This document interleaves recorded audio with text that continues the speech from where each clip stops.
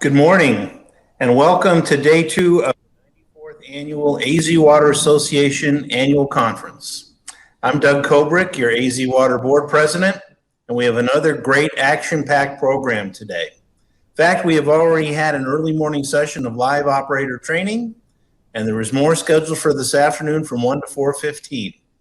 The virtual Career Connect is still going today until 3.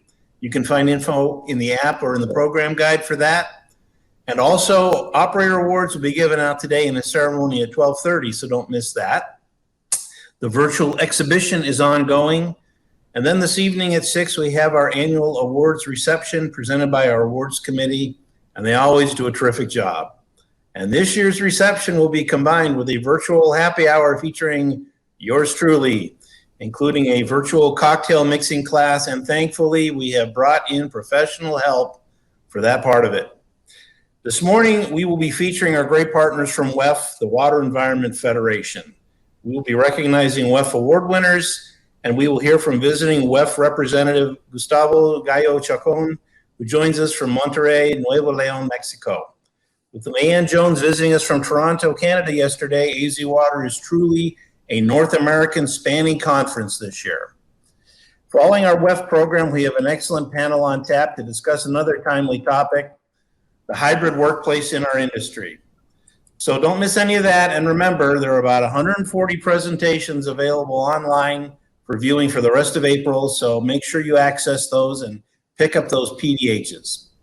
All right, let's get started. First up is another welcome video from a couple of folks whom you might just recognize. Hello, this is Senator Mark Kelly. Welcome to the Arizona Water Association's 94th Annual Conference. This week, we are celebrating Arizona Water Professionals Week. Water is the lifeblood of our state's economy, and our communities could not grow without it. Water workers are essential personnel. Throughout the COVID-19 pandemic, you provided services to millions of Arizonans without interruption. A key part of the COVID-19 relief bill that I supported was funding for state and local governments. This will ensure that even as many localities face budget shortfalls, they will have the funds to keep their employees on the payroll and continue offering essential services. In the coming weeks, I will be working on legislation to reauthorize the Clean Water Act and Safe Drinking Water Act to help local governments meet health-based drinking water and wastewater standards and clean up hazardous contaminants, including PFAS. Although I'm unable to join today's conference, I look forward to hearing more about your priorities as I represent you and all Arizonans. Thank you and enjoy the conference. Hello, everyone. I'm honored to welcome you all to the Arizona Water Association Conference. You've been working on the front lines, keeping Arizona's communities safe and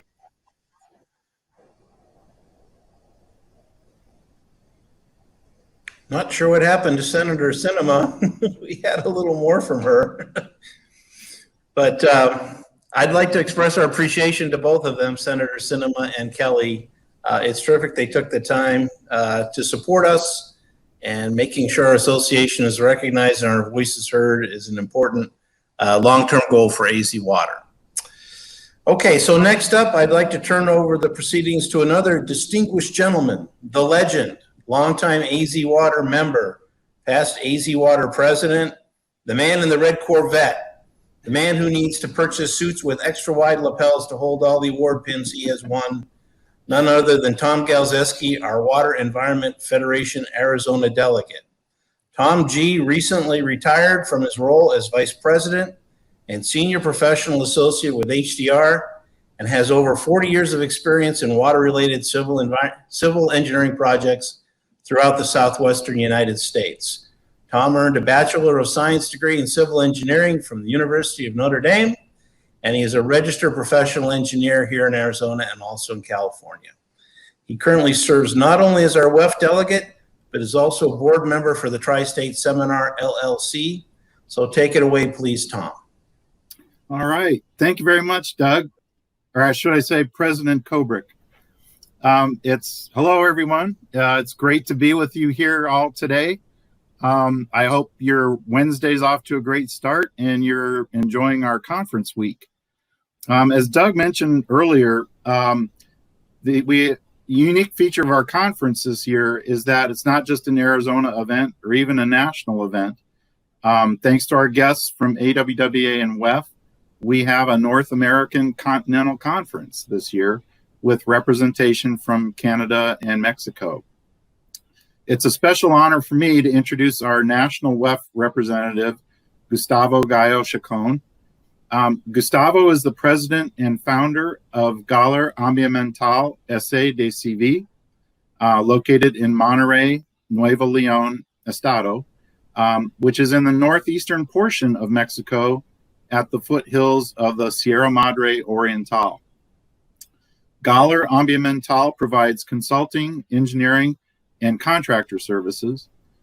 Gustavo holds a bachelor's degree in chemical engineering from Universidad Autónoma de Nuevo León, or UANL, and a master's degree in environmental engineering from Civil Engineering Institute, UANL.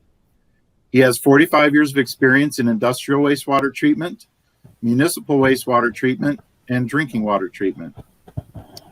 Gustavo has been a member of Sociedad Mexicano de Agua, the Mexican WEF member association, since 1976. He has twice served as president of the association in 1993-94 and again in 2015 through 2017. He's also been active with WEF in international level, serving as a WEF House of Delegates member, an executive committee member, and a health and safety committee member. In 1999, with the help of the Water Environment Association of Texas and the Texas Natural Resource Conservation Commission, he started an operator's school and voluntary operator certification program. Both programs continue offering services and voluntary certification to this day. Currently, Gustavo is a member of the 2020-2021 Board of Trustees for WEF. With that, welcome to the AZ Water Annual Conference, Gustavo. Oh, thanks, Tom. And good morning, everyone. My name is Gustavo Gallo, and I am attending in representation of WEF Board of Trustees. I am, as Tom said, I am from Monterrey, Mexico, and I'm happy to visit you, at least virtually. My grandparents live in Morenci, and I have some relatives in Sierra Vista, Arizona. So I have visited briefly your state twice. Our world has changed since last year, and some people says that our life won't be the same it used to. Change is unavoidable, but it's how we respond to it that matters the most. Protecting water for today and the future is worth it all. I cannot imagine confronting the pandemic without access to clean water.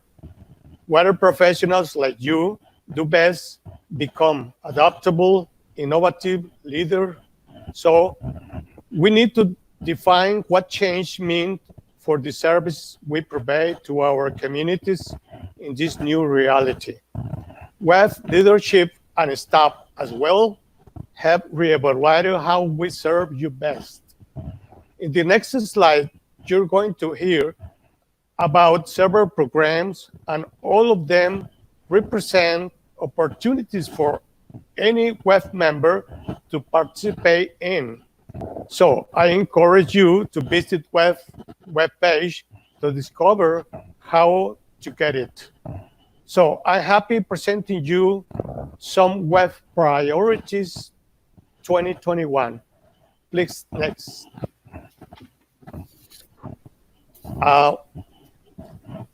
WEF Standing Board Diversity, Equity, and Inclusion Subcommittee and House of Delegates DE&I Group continues to make progress on the following short and long-term goals: developing partnerships and mentoring between member associations, liberating access to underrepresented, underserved communities, encouraging companies to undergo diversity, equity, and inclusion training, creating a skills database, careers for the water industry that is searchable by career opportunities, skill, experiences, career paths, and job descriptions, creating a mission-based war for water, seeking out and highlighting non-traditional water professionals to tell their stories.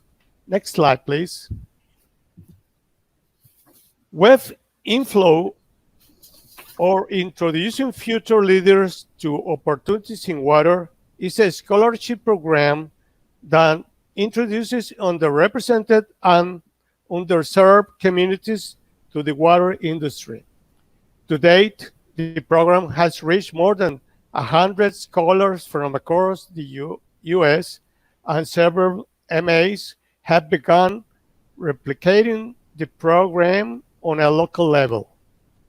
With nearly 300 alumni, WEF's Water Leadership Institute program educates and trains emerging leaders by providing them with opportunities to build strong, lasting relationships within the water sector. 2020 brought about the first fully virtual Inflow program with 5 weeks of content for the scholars. Next slide, please.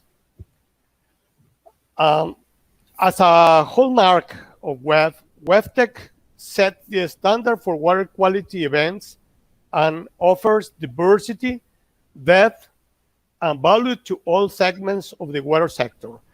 WEF is extremely excited to be planning an in-person event this year with virtual components that allow you to learn and engage no matter your situation or location.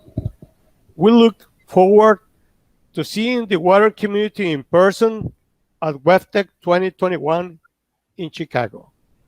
Next slide, please.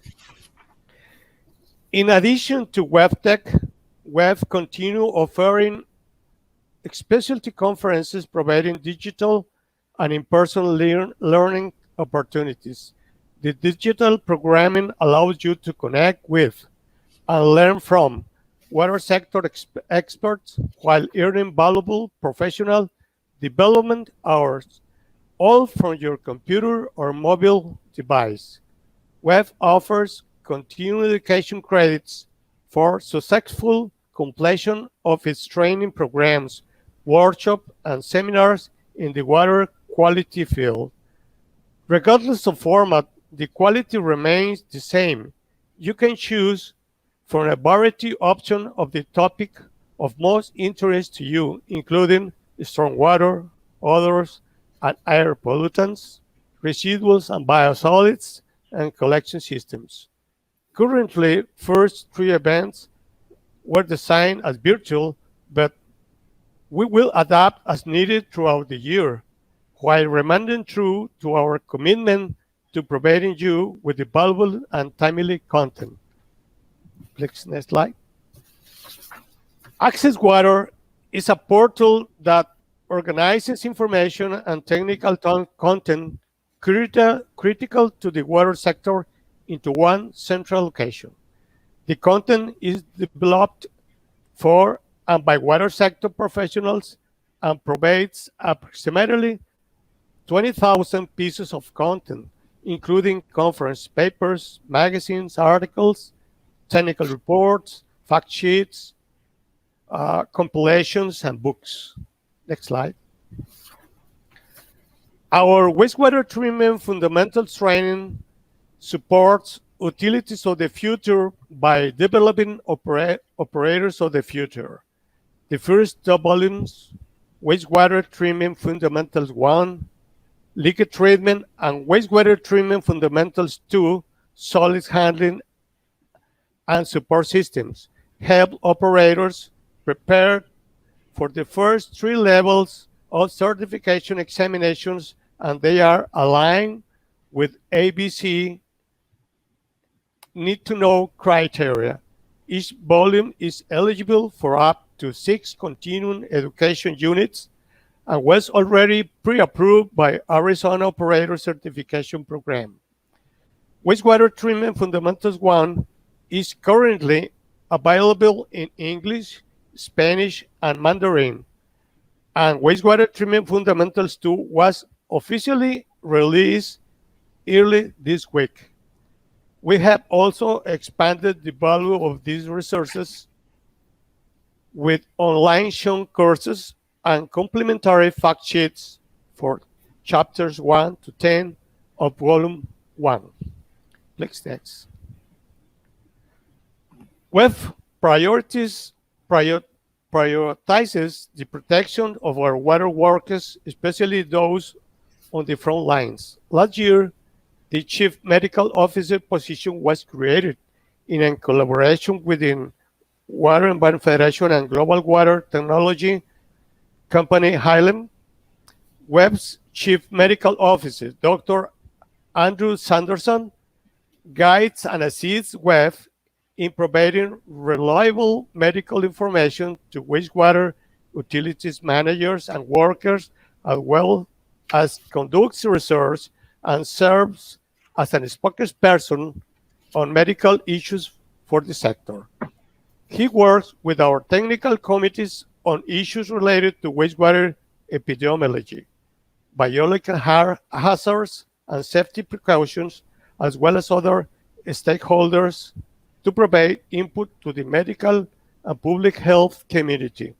We provide up-to-date guidance with our publication Safety, Health, and Security in Wastewater Systems, MOP 1, and protecting wastewater professionals from COVID-19 and other biological hazards. At the beginning of the pandemic, WEF launched a page to gather all information and resources. This page continues to receive regular updates and is located at WEF.org coronavirus. WEF staff working with the Center for Disease Control to host a series of webinars on COVID-19 vaccination for essential workers, including a webinar specifically for the water sector on last February. WEF is also working with the CDC to develop wastewater-based epidemiology workshop that will connect water professionals and public health professionals. The workshops are expected to be rolled out later this year. The concept of circular economy has steadily been gaining traction in recent years, especially in the water sector. Resource recovery must become a cornerstone of facility operation. Producing water for reuse, recovering nutrients, and reducing fossil fuels consumption by using the energy in wastewater. The WEF Renew Water project seeks to create a bold, aspirational, and public call to action to accelerate resource recovery at water resource recovery facilities in order to fuel and grow a circular economy in our communities. The first step was to establish the baseline for current resource recovery practices, utilizing data from national and state databases, publication, and a utility survey, which represent about 25% of municipal wastewater flow and about 20% of biosolids produced in the United States. WEF just approved a biosolid position statement to advocate a sustainable product that supports agriculture, reduces landfill use, and fights climate change. This year, WEF will roll out a communication plan to raise public awarenesses about its value and the importance of sound science. WEF also continues to make positive impacts in the areas of innovation and resource recovery with the following partnership and projects. 2021 marks the 10th anniversary of WEF's Innovation Showcase and Pavilion. Hosted at WEFTech, WEF and its innovation partners, BlueTech Research and Imagine H2O, create a unique program for entrepreneurs, investors, customers, and regulators. The goal is to highlight a selection of the most promising technology businesses in the industry while championing an important dialogue about innovation. To date, we have had more than 150 different technology companies exhibit. The Innovation Forum for Technology, LIFT, is a WEF and Wastewater Research Foundation initiative that promotes innovation in water by helping to accelerate technical advances and policy solutions. LIFT seat provides a scholarship for utility personnel to visit other innovative utilities to learn from and share their experiences with peers. 2021 application expired on March 12 this year, but second round application will be accepted on a rolling basis until the available program funding is exhausted. LIFT Intelligent Water System Challenges is an opportunity for student professionals and technology experts to use innovation and data to help solve some of the most difficult issues facing water and wastewater utilities. 2021 team registration is April 9, very close. Details are available at Water Research Foundation web page. WEF is also continuing its commitments as a production partner for Brave Blue World, a feature-length documentary that promotes that many positive things the clean water sector is doing today to achieve our vision of a sustainable future. It features compelling stories, beautiful scenery, and examples of novel ways of taking water problem from across 5 continents. The film explores developments in areas such as water reuse, nutrient recovery, energy generation, decentralized treatment, and digitalization of water. In addition to being a production partner, the documentary also includes segments an interview with Tom Kunetz, a WEF past president at the world's largest nutrient recovery facility, the Snigny Water Reclamation Plant in Illinois. Now streaming on Netflix, we encourage you, everyone in the global water community to continue promoting this valuable story.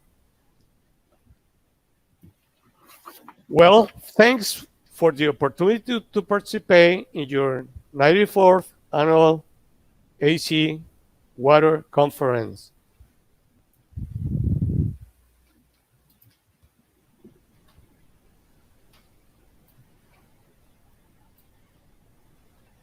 Now, I have the honor to give some awards. The first award is WEF Hatfield Award. The award was established in honor of Dr. Williams D. Hatfield, Superintendent of the Decatur, Illinois Sanitary District, who was president of the Central States Sewage Work Association in 1944-45 and served as president of the Federation in 1958-59.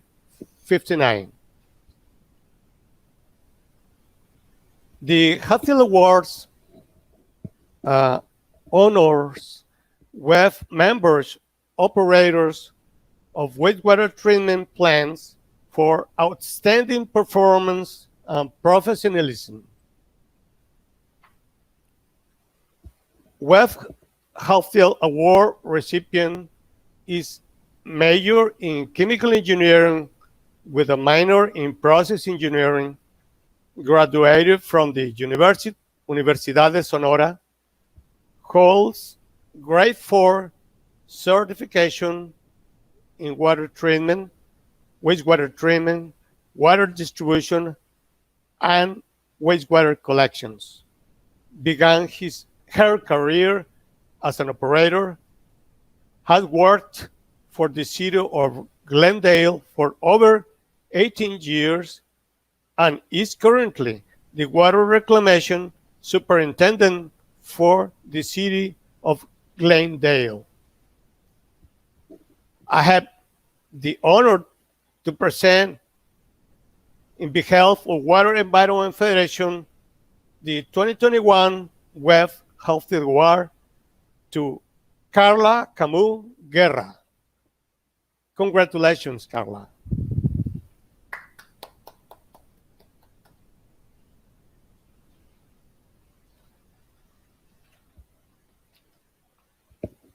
WEF Arthur Sidney Bedell Award is the next award to be presented.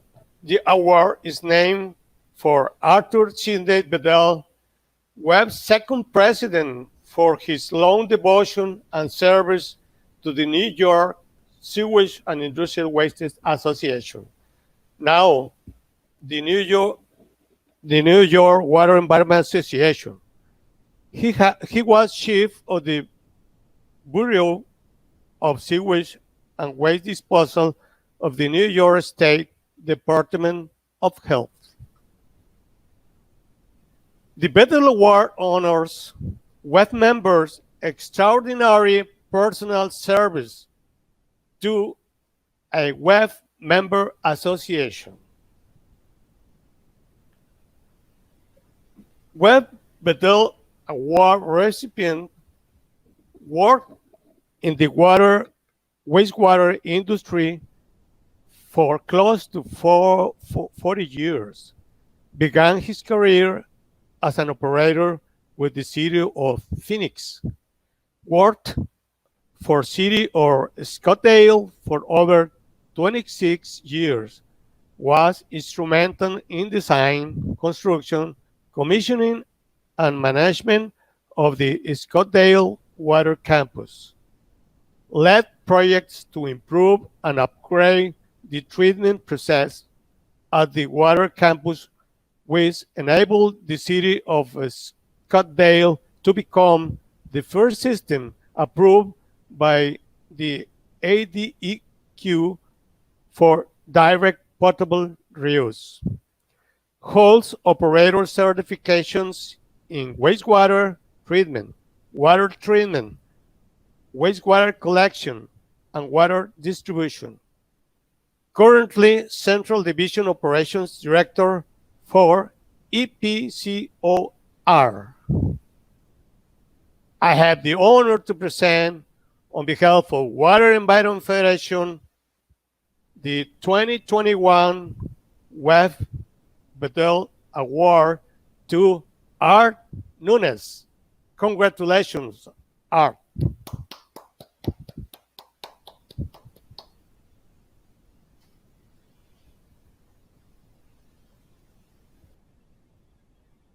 All right. I'd also like to extend my congratulations to Carla and Art. It's been an honor for me to have had the opportunity to work with both of them during my professional career. They're both very deserving of these awards, and thank you both for your dedication and service to the water profession and to AZ Water. From Gustavo's presentation, I hope you all got a feel for the many benefits that WEF provides its members. If you're not currently a member of WEF, I'd encourage you to make that a goal of your professional development in the coming year. And if you have any questions about that, feel free to contact me and I can help you with that process.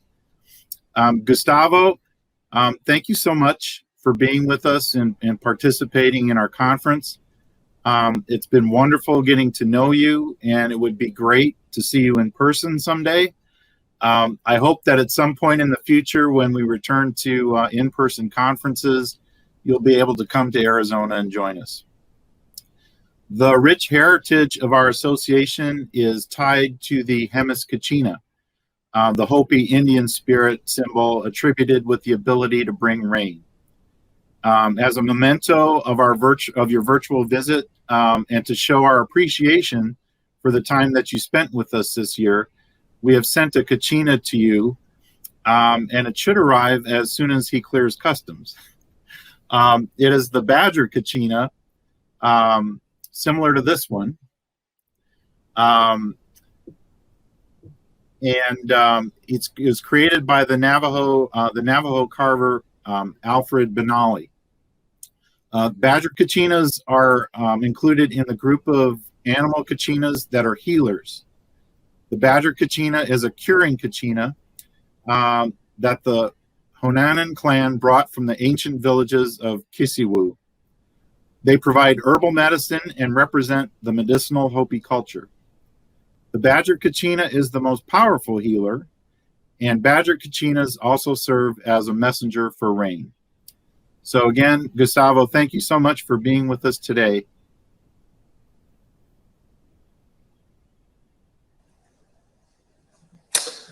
Well, thank you, Tom and Gustavo, for those presentations. I really appreciated Gustavo's remarks. And I'll just echo what Tom said, that there's so much great work being done by WEF, and we appreciated hearing about it from Gustavo. WEF's been a great partner to AZ Water. They have a ton of resources to take advantage of, so don't overlook them. And I'll just second that if you're not already a WEF member, really think about it and get involved, because it's a great organization. Also, I personally want to add my congratulations to Carla Guerra and Art Nunez for their very well-deserved awards for outstanding service to WEF and the Arizona wastewater profession. Way to go, you guys are outstanding, and we're glad to recognize you for sure. So congrats. We are now going to have a short intermission, but we'll be right back at 10:45 sharp. So please don't wander too far off, and we'll look forward to seeing everybody back here at 10:45. Thank you.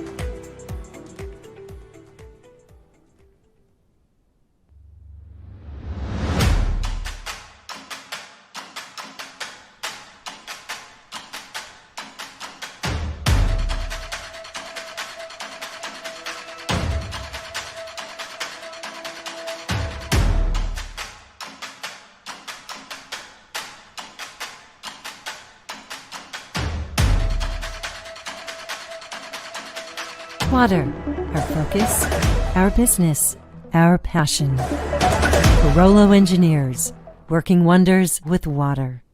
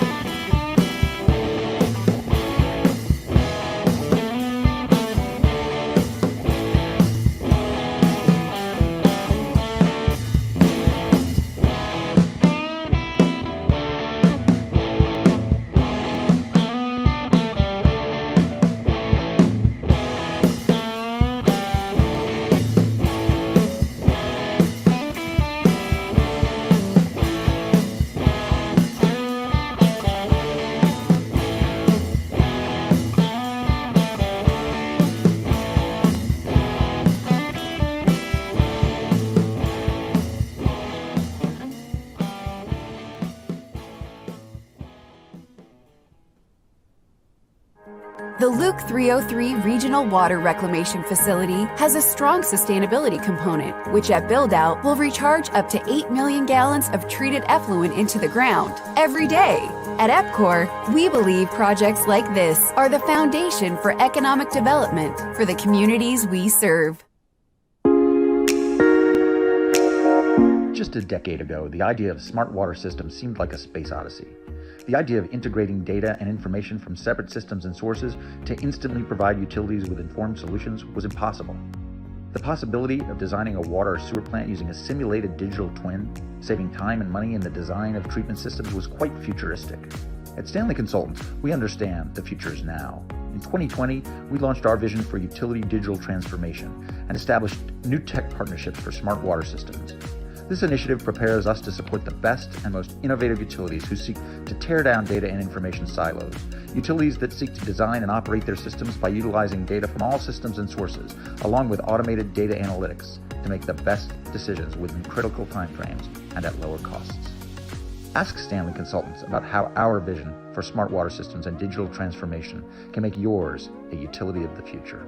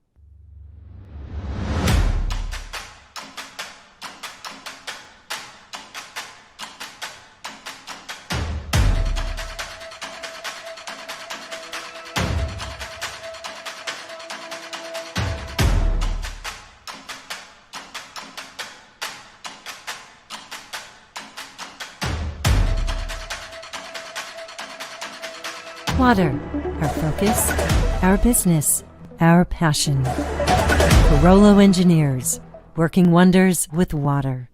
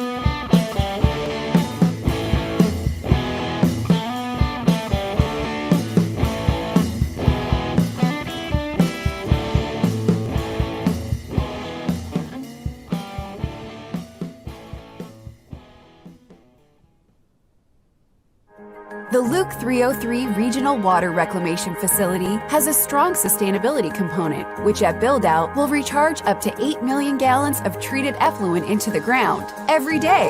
At EPCOR, we believe projects like this are the foundation for economic development for the communities we serve. Just a decade ago, the idea of smart water systems seemed like a space odyssey. The idea of integrating data and information from separate systems and sources to instantly provide utilities with informed solutions was impossible. The possibility of designing a water or sewer plant using a simulated digital twin, saving time and money in the design of treatment systems, was quite futuristic. At Stanley Consultants, we understand the future is now. In 2020, we launched our vision for utility digital transformation and established new tech partnerships for smart water systems. This initiative prepares us to support the best and most innovative utilities who seek to tear down data and information silos. Utilities that seek to design and operate their systems by utilizing data from all systems and sources, along with automated data analytics to make the best decisions within critical timeframes and at lower costs. Ask Stanley Consultants about how our vision for smart water systems and digital transformation can make yours a utility of the future.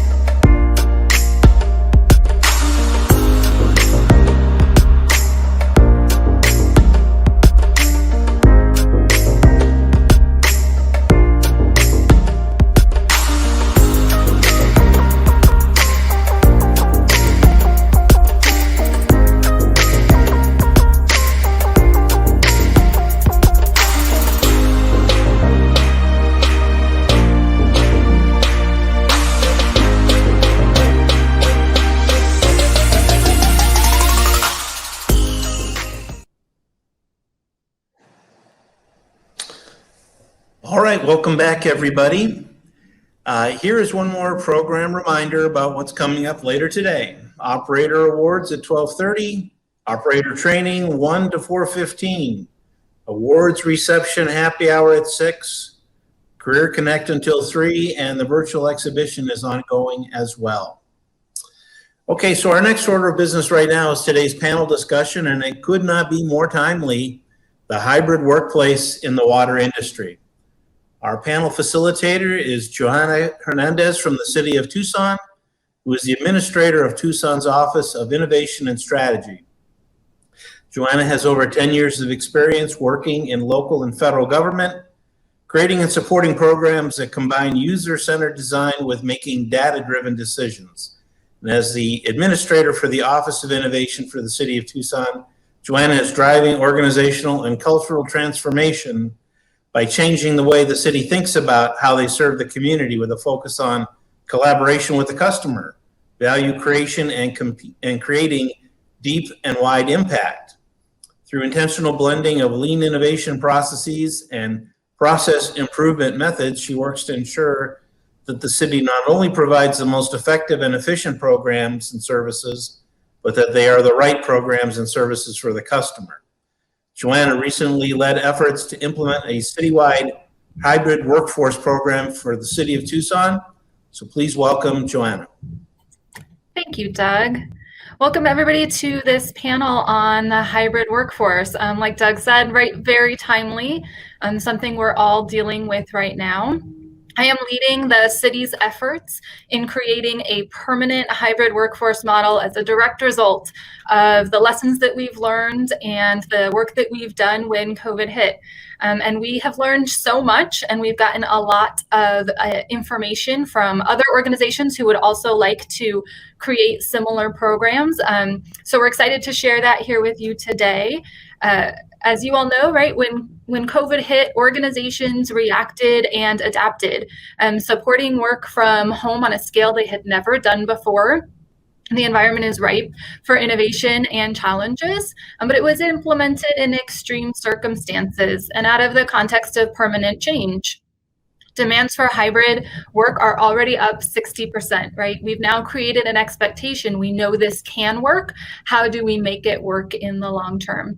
So organizations are asking, how do we shift this initial reaction, which was sort of a knee-jerk reaction, into a really strategic response to create permanent change in our organizations? As governments, right, we have a unique accountability position with both elected officials and taxpayers to answer to. And today we have leaders from the water industry, the IT industry, and the consulting industry to really talk us through how to take us from reaction to response. I'm going to hand it off to them to introduce themselves here, and then we'll get started on some Q&A. Hello, my name is Chuck Boyer. I'm the Chief Information Officer for the town of Oro Valley. I've been with the town for almost 8 years, and I've worked in the IT industry for over 25 years. At the town, I lead the Innovation and Strategy Department, which covers information technology, strategic initiatives, process improvement, constituent services, and emergency management. Next panelist. Hi, my name is Patty Kennedy. I'm the Deputy Director of Wastewater Engineering for the City of Phoenix. I have over 25 years experience in the water industry and 20 of those with the City of Phoenix. So I oversee a team of engineers, and we support operations. We do engineering projects, mostly large capital improvement projects. And I'm super excited to be part of this panel. It's exciting to be part of change and looking at what our workforce is going to look like going forward. Thank you. Hi, my name is Matan, and I'm a senior consultant in Deloitte, working in the Future of Work department. We work with both public and private sector all over the world to help organizations make themselves ready for the future of work, helping them with both the technological and the processes and the organizational aspects of it, thinking about the tomorrow. And we've done a lot of work regarding the hybrid work models over the world and over this time, specifically during COVID. And as Patty said, I'm super excited to be here and share with our experience and what we've learned and saw. And I think we can turn it back to Johanna. Thank you guys so much. I want to extend a special thank you to our panelists. We've put a lot of thought and consideration and effort into this panel, and I'm really excited to have them share their knowledge with you today. But we've got a lot to cover, so we're going to dig right in. I want to start with something really basic that a lot of people don't think about when they think about a hybrid work environment. And this one I'm going to ask all of our panelists to respond to. Physically going to work used to be enough, and in some cases the only reason to go to work. Now that going isn't a critical component of work, what should be the logic behind actually going? Matan, if you want to start. Sure. So from what we've seen in the short run, employees are eager to keep and maintain their productiveness, right? People want to go to work. They want to, not even if going to work, they want to work. They want to do something. They want to create stuff. They want to be productive and efficient. So we've seen that only in the long run, we start to encounter a decline of motivation and have additional effects. And when we get to that point, we want to make sure that we have our hybrid work planned ahead and ready to launch, that we know what we want to do, that we understand the messages that we want to convey, and we don't want to get caught off guard. We want to make sure that we know where we're going to. So we've noticed that, for example, what employees are all about when they work remotely is the sense of belonging, the sense of a team. So when we build a team, it helps employees keep, joining together and working together, I'd say. Excellent. Thank you, Matan. Chuck, your thoughts? Where it's always beneficial to have face-to-face communications to just build those relationships. And so you definitely want to have those touch points with maybe a new employee starting or periodic face-to-faces as time goes on, maybe a quarterly meeting or team meetings like that may be in person for team building. But from a status quo day-to-day point of view, the teleconferencing and the remote work and supporting people's work safety balance will pay a lot more dividends in the long run. Excellent points. Thank you, Patty. Yeah, I pretty much agree with both of our other panelists, but I also want to add that there's something to be said for onboarding. I know Chuck mentioned that, but bringing in new employees and being able to have that one-on-one with them and kind of walking them through the process and procedures. But also, one of the things that we somewhat miss out on just truly work from home is the relationship building, the quick input. So if you need to just stop by somebody, ask them a quick question. I know, we can do phone calls too, but just, that one-on-one communication, or just overhearing conversations. So maybe you overhear somebody speaking in the cubicle next to you or in the hallway, and just being able to chime in on your input or add something to their conversation. So I think that's something that we need to keep in mind, and that's how the hybrid, I guess, could work well, is that, there are times when we'll be together and times when it's work from home. Absolutely. All great points. I know as we're working with our staff, one of the things we're trying to emphasize with them and our leadership is when we're talking about presence, physical presence in the office, we want to be talking about quality, not quantity. We don't want to be saying you need to be here 2 hours a week. We want to say, or 2 days a week. We want to say when you're here, we want to make sure that it's quality time in the office. Often like how we think about time with our family, right? We want to think about the same thing in terms of physical presence in an office. Okay. The next one is going to be for Matan. Matan, shifting to a hybrid work model is so much more than just logistics, as we've all really learned. What are the key components of a successful hybrid workforce model?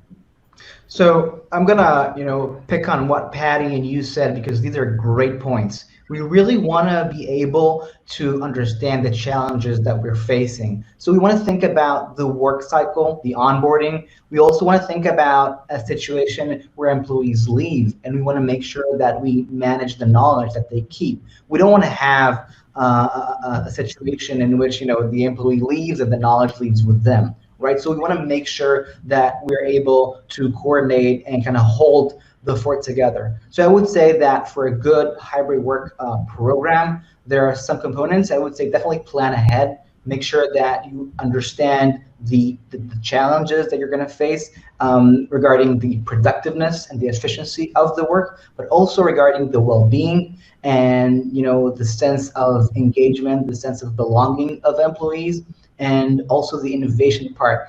Patty said that sometimes you overhear stuff in the next cubicle. A lot of those times, that what we call tacit knowledge is what's creating the innovation of things, because it's something that you didn't know. Now you think about it, and you might want to do something about it. But it's not kind of a task-oriented kind of thing, right? It's something that goes in between. We call it like the secret glue that keeps things together. So definitely plan ahead. Don't just move along by the power of inertia. Tailor the solution. It's not a one suit fits all kind of thing, right? Some people are more oriented towards remote work. Some people are less oriented. So know your personas, know the people, know what they need to do. I'd say focus on the outcomes of what they're doing instead of the inputs of what they're doing. Don't be arbitrary. Just know who's going to do what. Identify those personas. Understand their outcomes. Create a good, I'd say, playbook to help managers understand the change. Think about your messages, because working remotely a lot of the times creates a sense of not being in control, even for employees, not only managers. So you want to be able to convey good messages that calm people, make sure that they know and aware that they're in good hands. And above all, plan the implementation of everything. Know how you're going to implement things, to whom are you going to do a pilot, it's going to be a whole thing, how long is it going to take? Be aware, control the situation, don't let it control you. Be proactive, not reactive towards it. Excellent points. Thank you. And before I move on to my next question, I want to remind our attendees, we have a live Q&A open on this session. Go ahead and put your questions in there. And at the end of the structured questions, we have time to go through all of the live Q&A. So please put your questions in there. And make sure you're using the Q&A function, not the chat function for that, because that's the way we'll be able to see them. Thank you, Matan. Okay, the next question is going to be for Chuck. How has or can technology support a hybrid work environment? Thanks, Johanna. There's a number of solutions here I'd like to talk about. So I'll be talking about teleconferencing, really paperless office, mobility, and then co-authoring. And in that particular instance, I'll be talking about Office 365. But so, teleconferencing is really enabled the face-to-face communications without the need for actually having presence in a conference room or at a particular site. One of the challenges that we were hearing before the pandemic was about people at remote sites having to spend a lot of their time going to the meeting that happens to be at town hall or happens to be down in Tucson. Teleconferencing has really eliminated those barriers and allowed the employees to be more productive, allowed meetings to happen a bit more seamlessly. Meetings can be happening where someone is at a work site, maybe a water breakage site, and be able to have that teleconference back to the main office to give status in a much more real-time situation than in the past. Paperless office, that's where we're talking about how do we transition from those paper forms getting handed around to more electronic online forms using workflow for approvals or notifications and electronic signatures. The pandemic really, in our organization, fast forwarded our initiative towards paperless office. We had a solution in place, but this really kicked it into high gear because people quickly found we were physically signing invoices and we were physically signing contracts. And while a lot of other industries were more than willing to accept an electronic signature, we weren't ready to implement. So we were able to kick that into high gear and really transition our forms from those paper forms to the actual electronic form with the workflow. Supervisors were notified, supervisors could provide approval. And then of course the electronic signature piece, which even started interacting with external vendors that everyone was appreciative of, that we didn't have to wait to fax or PDF and print and scan. All of that was eliminated with the paperless office initiative. Concerning mobility, this is really around applications that work on smart devices like smartphones, tablets, or even laptops, and of course the in-office desktop solution. So how do you get people to be able to input information into the system real time or as close to real time as possible and have other systems be updated with that information?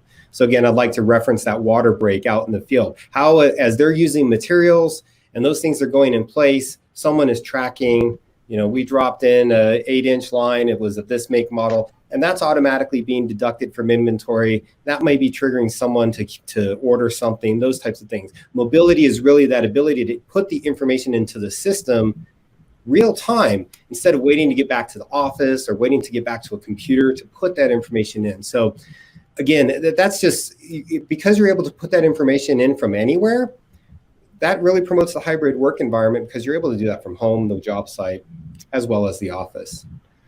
Another area that we really saw technology support the hybrid work environment was the co-authoring of documents. In this particular instance, I mentioned we use Office 365. And so people were putting documents online, and then we were having meetings where you could see everybody within their place at the document and the comments that they're making real time. And you're able to zoom in on a paragraph and be talking with a group of people about what this means and see real time the changes that were being made. That was a huge productivity boost that people didn't realize that was possible.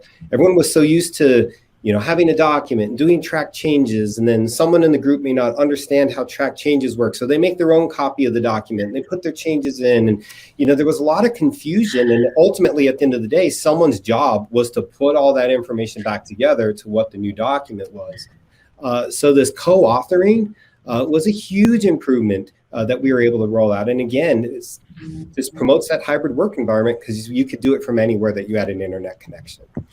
Those are my key points regarding how technology has supported this. Excellent. Thank you, Chuck. And it is very funny to see, it's almost comical to look back a year and see how we were doing things a year ago. Patty, this next one's for you. The challenges with the hybrid work aren't just related to process and policy. Those are big challenges, but they aren't the only ones. But to mindset, right? Mindset is a really big shift that we need to make to really make this change permanent. This challenge is intensified for the public sector, where the community has certain expectations of us as public servants. How are you addressing these challenges? True. Yeah, it is a lot of mindset. And I think part of it is managing the public perception and what we are doing as public servants. So our core business function is still to deliver safe, reliable water, to collect and treat wastewater.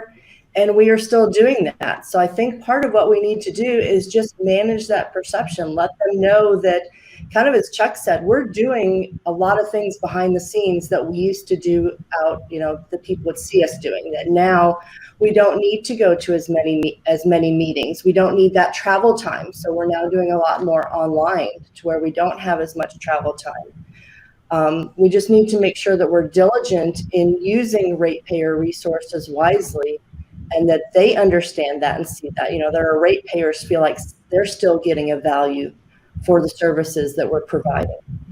So we're still answering phone calls. We are still turning, water services on when needed. And I think we just need to make sure that the public knows and sees that and understands that, and that we're able to use technology to our benefit. Right. One of the things we've been trying to focus on in our organization is this thing where it was always just assumed you never had to state, your primary method of contact. We were there, we were physically present. And so it's just this amount of communication about this is your primary method.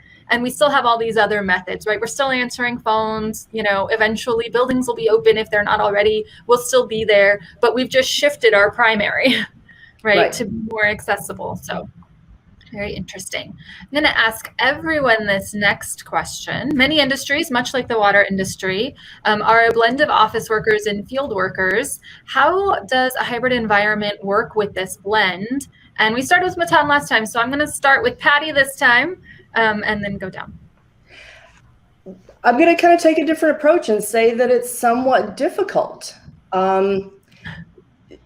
Because not every job, not every work situation is equal. So we can't just say, okay, everybody on a hybrid work environment. It doesn't work. It doesn't work for some of you can't collect samples remotely. You can't fix a pump remotely. You can't operate a plant, remotely. So there are things that cannot be done remotely. So from public sector, how do we keep that fair and keep that equal amongst classifications, which we really can't. There are some areas where the hybrid work environment works great. The engineering group that I'm overseeing, we've kind of proven that we can do it, and it does work. We're saving time in traveling to meetings. Things have gotten a lot more streamlined. We're using a lot of the technology. We've deployed laptops, so at times it almost seems like we're working even more because now we're completely connected at all times. So I don't know, some people may want to go back to the normal office environment because of that reason. Yes, we need some clearer boundaries around that now that we're all the time accessible. One of the things before I move on to Chuck that I wanted to just point out about what you said is a hybrid model is really an organization model, not an individual model, in the sense that it's going to be very flexible. Some people cannot remote work at all, and some people can remote work 100%. It's that communication and that understanding of, the equity of the program over the equality of the program that we really have to work internally for challenges in our organization. Correct. Chuck, your thoughts? Yeah, we felt that challenge early on too within the IT department as we were starting this transition, where we did have our help desk people still needed to stay on site to be able to touch computers, to fix computers. Not everything could be handled remotely. So, but that being said, the teleconferencing enabling the face-to-face communications just again, that brought such an advantage to all aspects of it. We were able to, now have these communications with people no matter where they were. So it's kind of, again, it's a hybrid environment. That doesn't mean everybody is doing the same thing at once. You can leverage the technology for the people that still have to go to work to be able to still be productive. I would give an example of like our inspectors, where they no longer are building inspectors. They no longer came into the office at all, but they were still going to job sites, right? So they were minimizing their exposure. They were coordinating with job sites so that when they were on job sites, there were minimal people on the site. So as they did their inspection, they were just communicating with, just low density of people, but able to get back in their truck and be able to, again, communicate back. So in a lot of ways, it really accentuated the work environment. Yeah, I think that's a great point. Hybrid for some people, even field employees, will just mean reporting directly to a site instead of to an office first, right? And instead of to a facility first. That's a great point. Matan, your thought? Yeah, so these are great points that Chuck and Patty mentioned. We've noticed two things. So first, be aware of the technological challenges, right? And try to digitize processes as much as possible, as Chuck mentioned before. Try to mitigate, try to narrow down your processes. Make sure your processes are hybrid compliant as much as possible. That's a second thing I would say. What we've noticed works best, that we've seen and heard from our different clients, is focusing on outcomes. When you focus on the outcomes of things, when employees know what they need to do in order to maintain business continuity, it kind of helps everybody stay focused and understand where they're going to. And then when you focus on the outcomes, managers, they do have a lot of challenges, and perhaps we'll talk about this a little later. So managers do have some challenges maintaining other things as well as productiveness. But when everyone are aligned towards this, then it eases up the change. And I would say that, from what we've seen, a lot of organizations can work hybrid, but it doesn't necessarily mean that they're doing it well. It doesn't necessarily, right? All of us can, hop on Teams and have a team meeting. It doesn't mean that everyone understood what they need to do and everyone know what they're going to do today. And that creates different challenges. This is why I've said, plan ahead. The more you plan ahead, the more you understand the different challenges that you're going to face, the better you'll be prepared for what's coming up for you. And the better you can fit that, perfect kind of suit for you for hybrid work to work for you. Because not all organizations are, the same. Every organization is kind of a little bit different, facing a little bit different challenges. Whether it's the water industry, different infrastructure, whether it's the tech, even finances. So when we work with different organizations, that we see that some things, are the same all the time, but some things are a little bit different. And the more you know your organization, the more you can plan ahead for these little things and nuances that you can face. Thank you. Excellent points. And you actually led me into my next question. How do leaderships really need to shift in a hybrid environment, and how can organizations support that? That's a great question. I would say that's a spot on question, because management is not going to be the same when we're talking hybrid, right? I think that all managers feel that. And what we've seen is that mostly managers feel and tell us that they feel the lack of control. And, one might think that managers are feeling that because they can't overview the work of their employees, but that's not the case. Managers trust their employees, and employees want to work and they want to give good results. In fact, managers are actually feeling that they cannot support their employees enough when they need the help, when they need the answers that they need, right? Because what we've noticed and when we work hybrid is that people tell us that they feel that they're constantly in meetings, constantly, they have a lot of less leisure time. They're always, very focused, and that creates what we call the zombies, right? The zombies kind of attitude. So I think that the first you need to acknowledge that, right? You need to understand that your management style, whatever it was, needs to change. It's going to be different.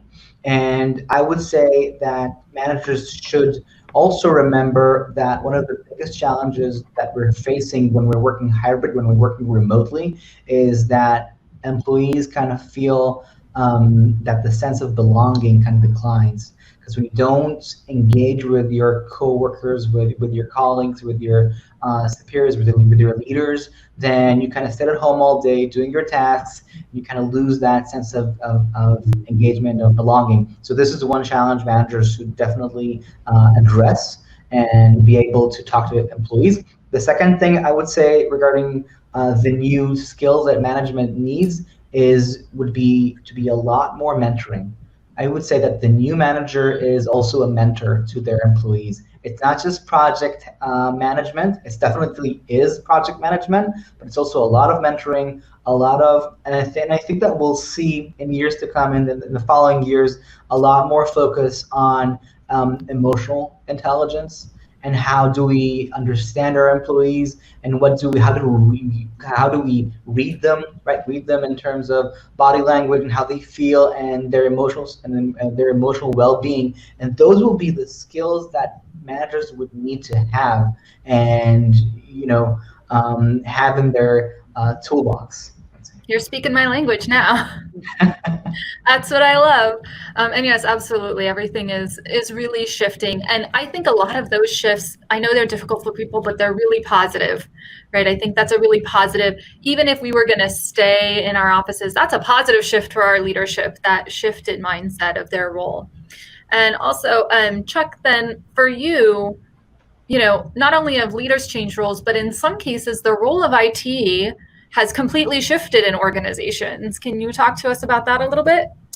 Yeah, especially in smaller organizations, IT tends to get viewed as really a break-fix type of organization. And really, IT, through the pandemic and through this, the role really needs to elevate to where IT is a consultant and a technical advisor to the organization. They still need to do this task. They still have, Matan mentioned outcomes. They still need to accomplish this outcome. How can technology help them get there? And so, the CIO or the IT group is being seen as more technical advisors about how do we accomplish our work in this new hybrid environment. This shift has, I don't think so much as changed the role of IT, but it's definitely highlighted the importance of IT within an organization. I think even though a lot of folks don't really pay a lot of mind to the fact that, well, Microsoft Word works on my computer and I just do it. Your IT department is making sure it's patched, it's up to date, there's no vulnerabilities, it's not good, it's no longer making sure it's supported in all sorts of different applications. Hybrid just, again, put the spotlight on IT because now a lot of people relying on these solutions to be able to work as they started working remote or from the field more. And the organizations realized that the only way they could continue operation was through the use of technology. It would have been very ineffective to continue with manual processes and at the same time trying to maintain social distancing. It would have required a lot of shift work and a lot of extra cleaning and all this other stuff, right? So, to minimize the density of people within the office. So that, that's another way. I would also say that the department's IT department's increased emphasis really overall is to provide reliability, flexibility, and automation, okay? So we're rolling out these new systems. Are they reliable? Can I depend on it to work no matter where I'm at? And of course, that becomes reliance on the internet, and I'm sure we've all felt the challenges of Wi-Fi or poor internet connection. But everything else is really within the span of your IT department's control about, is your application secure? Is it accessible? How do you get to it? And is that a decent speed and those types of things? So reliability needs to be there for the IT department to be successful. They need to provide solutions that are flexible, that can be used no matter where you're at. If you look at this continuum of change that has occurred, it used to be, again, going to the office to pick up your work ticket for the day, to be able to take it out in the field, to accomplish whatever, to come back in the office to report, to write it up and hand it off to someone. This has obviously shifted to where we have mobility, where more things are done on the computer at the job site or, from remote. And looking forward, it's even going to shift even more, because as AI technologies come up, artificial intelligence comes up, you have more object recognition through cameras. You're going to have more systems that are going to be able to identify the job that's occurring and documenting real time, allowing your field workers to do the work they need to do and not to be touching the computer all the time, right? Already in Scottsdale, their recycling program has rolled out where they have smart cameras on the recycling trucks that are identifying locations that they're picking up non-recyclable material as they dump it into the truck. So this is the here and now. It's coming. This whole change in how information gets put into the system. So, the final point I just want to bring up is automation. And that is as we have all these different systems that we're feeding information into or pulling information out of, automation allows that to actually flow, that information to flow between systems. So, your IT department needs to, while the focus is on IT to provide these solutions, this is what they're doing in the background, is they're making sure these solutions are reliable, they're flexible, and they're automated. You're feeling the water industry's pain, where people just say, I just want to turn on my tap and the water to come out. I don't want to think about the infrastructure and the work behind it. Yeah, it's just water when I turn on the tap. I wouldn't say that's unique to the water industry. I've worked in the medical industry, I've worked in manufacturing industry, and I've worked in the service provider industry. Anyways, I don't want to deal with the computer. I just want to do my job. I just want to be a doctor. I just want to be a cop. I just want to. Speaking of tech challenges, my lights are on a motion sensor. And so I'll have to wave my arms briefly to get my lights to turn back on, since I haven't moved. Okay, this next one's for Patty. Early data seems to reflect an increase in productivity directly related to hybrid work models. And I mean, that's for a lot of reasons. We could even see that decline as this goes on and on. But one of the most important things in our sector, and just in general, is how are we tracking that? By what metrics are we measuring success in this environment? So I don't know that we've really changed a whole lot. In the engineering group, we are still tracking a lot of our similar metrics that we did before. We have we're tracking budget, we're tracking progress of projects, and a lot of that is still being done similar to the way it was before. We have a lot of updates. Project managers need to update their managers on how projects are moving along. I guess the change is that we no longer need to have that, in the office meeting for updates. More of it is being done remotely through technology, through the use of office products, or just, remote calls.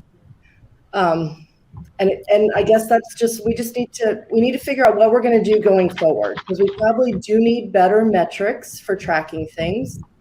Productivity did, when we went to the hybrid situation, it did increase, but is that going to stay the way it is, or is it going to slowly taper off? So that is one of the things that we do need to look at, I think, in the future is what type of metrics do we need?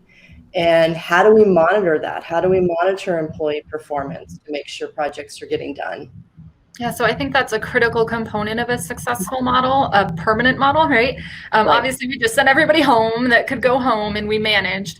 But critically, in order to maintain that, we have to have, some sort of established metrics. And the bigger challenges we faced in our organization aren't around people like our project managers who already had paths for that type of management and work, but around people like, our EAs and our staff assistants and all of these people who are doing tasks every day instead of more long-term projects. How are we making sure that they're effective and efficient in their jobs from home? And that's when we really started focusing, like Matan has mentioned, on outcomes. And we've tried to evaluate our positions for what are the outcomes we expect from this position, and then how and when and with what frequency should we be monitoring those outcomes so that we can really track efficiency. I know that our city received questions almost right away, right? How can you be sure that all those employees you're paying at home are doing their job, right?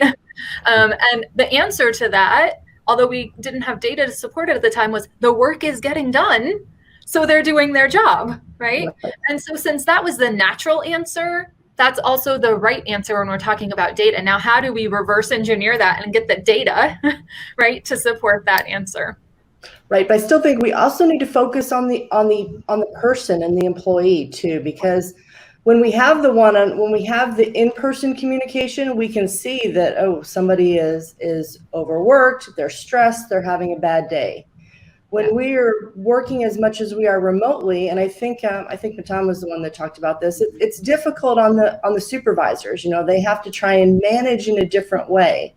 So, I think we just need more tools, and it'll be interesting. More tools for the supervisors to be able to help them manage their employees, and more tools for the employees to be able to show, yes, I'm productive, I'm still getting my work done, this works for me.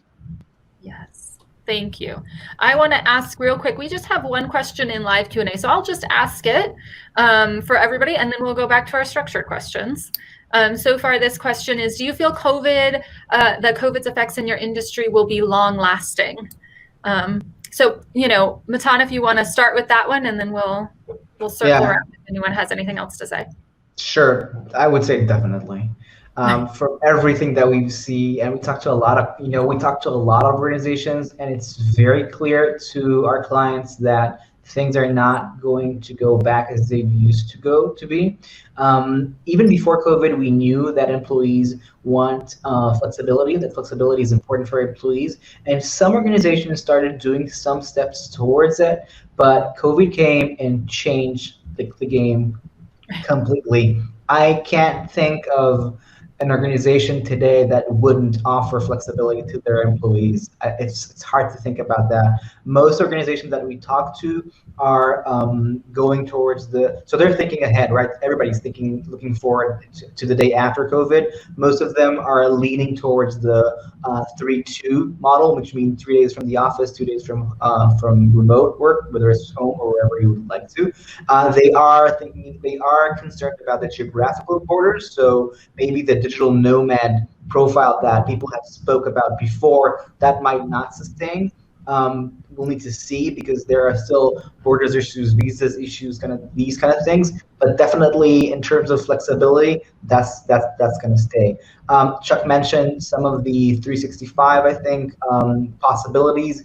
This has done wonderfully for organizations. Collaboration levels have been uprising, and this is not going to change also. Like once you start working in collaboration online, it's hard to go back. So I would say that these things are definitely here to stay, and in a good way. I think that it will give people a wider, a better quality of life and a better ability to create a work-life fit for them. And once we manage to tackle the challenges, once we give supervisors the tools that they need, and people feel more comfortable with that, then I think that the path ahead is paved towards, modernness. Excellent. Patty, Chuck? Yeah, let me jump in, because I agree. I think we have proved that we can do it. So what that's going to look like in the future, it'll be a blend. I don't know that we'll be fully 100% remote, as in some organizations are now.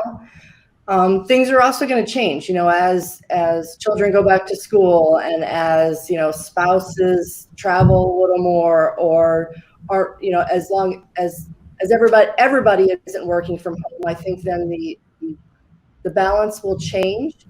So, moving forward, it'll be interesting to see how this winds up. But I think it's exciting to be part of that change and to help kind of set what those boundaries are going to be. Excellent points. Anything to add, Chuck? I think this is just a reiteration. It was just a mind note or a eye opener for organizations to be able to realize that it could be done. So just again reinforcing that. And now, how do they maintain that, or how do they change? Like Matan said, the 3-2 rule or model. How do they go forward with that and leave this as a benefit for their employees? Excellent. Thank you. It turned out we had a lot more questions in the Q&A that just hadn't been approved yet. So I know we had a few structured questions left, but there's some really good questions in here. So I'm going to start asking these questions to the panelists, and let's try and get to some of these before we finish. Let's see. How might you implement telecommuting when some of your staff is productive from home and others are not? Do we expect a fairness aspect to workload? So we talked a little bit about this, right? Just in terms of the ability of your job to work from home or not, but that's very different than two people being in the same position and one being able to effectively work from home and one not being able to effectively work from home. Patty, do you want to give that one a run, or if anybody has a specific thought? Yeah, I think that's going to be some of the big challenges is how do we, again, it goes back to the management and giving the managers the tools that they need to be able to manage that. And, what works for one employee is not necessarily going to work for all of them. There's going to be, different reasons why some people are going to be more productive in the office versus others at home. And I think we'll have to look at it maybe on a case-by-case basis and figure it out. And yes, it's going to be difficult because how do we keep things equal? In the public sector, we seem to try to keep everything equal. And I think that's going to be one of our big challenges. Yeah. So I'd like to jump in on that if possible. I think that Patty's definitely, you're spot on. And what we've been advising so far is we have been using a model that's been successful for us, and it pertains to three different pillars.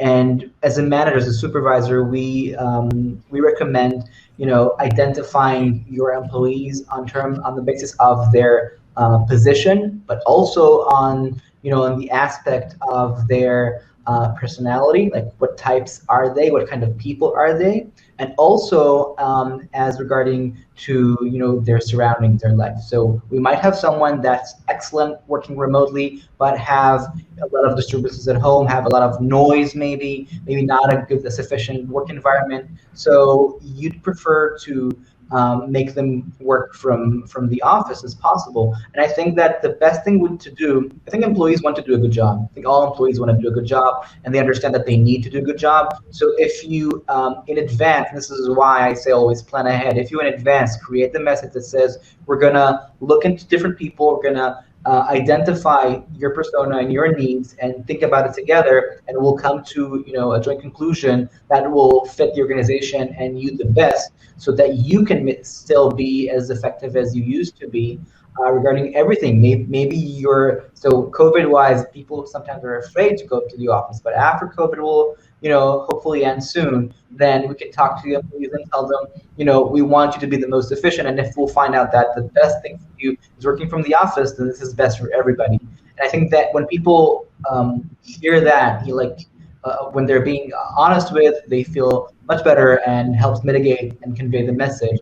And they know that, I think the most important thing for employees is knowing that the supervisor care, and that they care about them, that they understand their needs, and that they try to give them the best solution regarding their needs. Yeah, I think we need to have a serious conversation, because equal has always been easier, right? Treating everyone equally is definitely easier, but it's not the right way necessarily to manage people, and certainly not in a hybrid environment, right? Every individual is different, and we have to really put thought and consideration into that. And we haven't trained our leadership for that at this point. So we really have to bridge that gap before we expect them to be able to manage people in that capacity. Johanna, if I could jump in, our HR department took it on and basically did leave up the initial decision to the various departments and their various managers to determine whether people could work from home or not. We did have some incidents over the last year where we had to bring some people back for whatever reason. And it wasn't necessarily a fairness thing. The opportunity was afforded to everyone, but it was those that either had poor performance or some other challenge on an individual level, that privilege basically was pulled back. And so it was fair from the perspective of everyone of a particular job classification could do it. But if you abused it, or if there was some other issue, that privilege was revoked. Right. Great points. Let's see. Do you think employers offering a hybrid workplace model will have a competitive advantage for finding and retaining employees? This is really interesting considering data is showing that demand for this is skyrocketing, right? We're already at 60% in most industries and it's just getting higher. What are your guys' thoughts on that?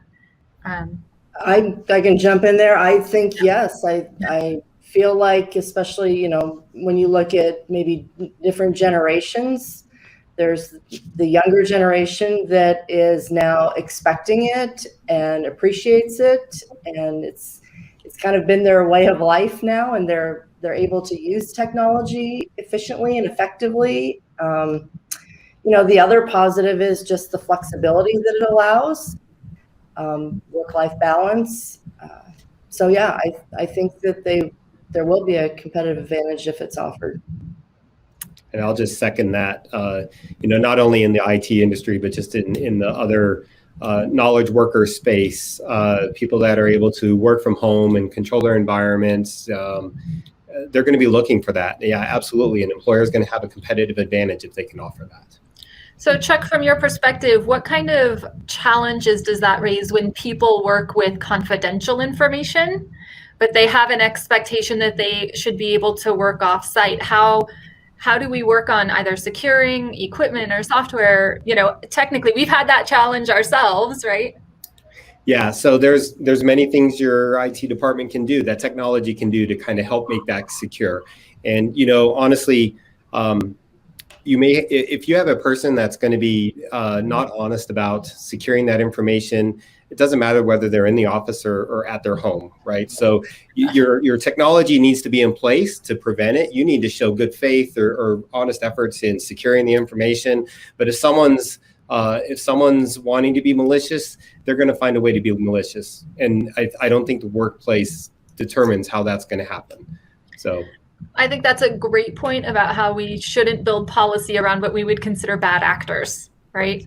If they're going to do that, they're going to do it anyways. We shouldn't build an entire policy around those people. I think that's a great point. Matan, this one was for you. What types of tools have you seen implemented to manage mental health virtually for employees? So we're talking technologically or process-wise? Any kind of tools, right? In terms of policy, practice, technology in the industry, what have you seen people doing to try and help manage mental health virtually? Yeah, that's a very good question. So what we do is we have all kinds of questionnaires that help managers identify, because identifying is the first step. Once you identify the different personas, then you can, what we suggest usually is identify the personas and their positions, using the model for understanding are they most suited for remote work or on-site work. Then definitely analyze their outcomes. And this is something that's super, super important and really helps things flow by, like really flow, and understand the processes and actually try to write down the work processes, right? Many times we come to organizations, everybody knows the job, right? You know how to do your job. Nobody needs to tell you how to do your job. Write it down. Write it down. It will help you understand what you need to do. Also understand the governance of the situation, of the process. Who's it responsible to do what? Make sure that no information is, dropped because, oh, I didn't know I need to inform you about this. We have different tools in helping train managers to help their employees to become proactive. The new world will need proactive employees such that come to the supervisors and don't wait for the supervisors to come to them. So we help managers kind of mitigate that to their employees. We give them all kinds of different tools. I wouldn't say that they're technological. I would definitely say that they're dealing more with how to form messages, how to communicate these messages, and how to structure the change. And lastly, have a good, I think the last tool for managers to use, oh, actually I have two. So one is a good implementation plan, right? Understand how to implement changes and have good routine as regarding to teamwork, right? So make sure you know when does your employee needs to be, when does your team needs to be online and when can they be offline. Make sure you know when can your employee are meeting in person, and you definitely want to make them meet in person at least once. We're not going to go full hybrid and we've never seen this happen in any organization that we've worked with. I mean, personal contact must be kept to some extent, right? And the minimum should be like once a week. That's our recommendation. So a supervisor or manager that knows when, in what types of events everybody needs to be online, when stuff needs to be offline, and their processes are well written, is much more in control, and this helps a lot from what we've seen. Yeah. It feels like, the real base of that response is the unknown is creating so much stress for people, right? Make it very clear, communicate, make sure you know what the plan is, make sure they know what the plan is. That all sounds reasonable, but so much easier said than done. True. Okay. It says here, aside from workplaces that require in-person workers, like water, wastewater treatment plants, construction sites, what will the workplace of the future look like? And have any of your agencies started discussions on continued working from home? Very interesting questions. I have my own answer to that, but I'll let you guys chime in first. Chuck, do you have any insight on that? Yeah, so as we were coming into the pandemic, we were already struggling with space needs. So we've outgrown our facilities. We have a lot of, workspaces where there's equipment or people, in essence, piled up on top of each other. So that discussion was already in progress. And, the answer was, well, do we build a new building, right? Now that we've seen the ability to work from home, we've really stopped those discussions from that perspective of, do we build a new building, to what does the new workplace look like? Do we start considering things like hoteling, where you may have a shared workspace that is split between two different people? And what does that look like? And what challenges would that bring? Are there people that are just always remote, may come in for the touch point of a meeting or something like that? So we've had a lot of those discussions. Our organization hasn't settled on anything yet. We realized that the space need challenge is there, but it can change because now we've identified spaces for things to move around to. So we're in progress of developing what's that new workplace going to look like. Yeah, Patty. I feel like maybe Chuck and I work for the same organization based on that answer. But yeah, we're pretty much the same. And, we had the same issues with pre-COVID and running out of space. And are we going to restack cubicles? Are we going to look for different space? What are we going to do? And now I guess the challenge is, again, we're looking at open space. Do we use kind of the open area docking stations? People work from home, they come in every so often, have a docking station, but it's a shared space. So, very similar to what Chuck was saying there. We're still in the beginning stages. We're still discussing it. So I don't know that there's really a set answer or a set direction yet. Again, that's kind of one of the exciting times that we're in right now. We get to, take input and set what direction we're going to go. Yeah, as a city, right, we are full force developing a permanent hybrid workplace model. We've already evaluated at least a third of our positions, and we have plans in the immediate future to evaluate the rest of them and complete the project. The challenges we're facing are less policy. We have a really good plan, right? It's more mindset, right? We started a soft opening in the city this week. People are coming back. The people that are now sharing space, we've got a little bit of a struggle of people that used to have their own offices and they're sharing space now. It's a reminder that this space is your secondary space and your home is your primary space. And so that's why you're sharing here, right? Over this next month, we'll be evaluating how we're bringing people back and how it's working, and then adjusting as we go. And that's, certainly our experience. We're full force going ahead. But Matan, what are you seeing in the industry in general? So the trends that we're seeing, listening to other organizations, first of all, your challenges are everyone's challenges. Like everyone's facing the same thing, right? We haven't seen anybody that comes with a new thing. But basically, yes, a lot of organizations are gonna think about narrowing down their real estate. That's one trend that we've seen. They're not going to give it up, of course, but they're going to narrow it down a little bit. Most organizations are thinking about open spaces a lot more. So they want to create a new environment, which actually is interesting because in the real estate industry, clients have been asking us what should we build, right? Do we need to build like deeper floors that are relevant for open spaces, or can we build around the elevator that's more for offices? So we see that organizations are more leaning towards open spaces, but they do want to create an environment where they have open spaces and some, rooms for meetings and for discussions and for brainstorming, which is one of the things, by the way, that we found that really is challenging doing hybrid work. So we usually recommend on doing it like face-to-face when you want to brainstorm. Another solution that's going to happen, hand in hand with the open spaces is hoteling. Employees might be, registering a day before to find their own spot, and then they'll come, which raises different challenges, such as how do you customize your own, cubicle or space? How do you make it your own? And these are challenges that a lot of organizations are facing and thinking about right now. But we see more and more of these solutions. Yeah, one of the immediate challenges we had in sharing space, we have a couple spaces where they're actually desk sharing, not just sharing an office.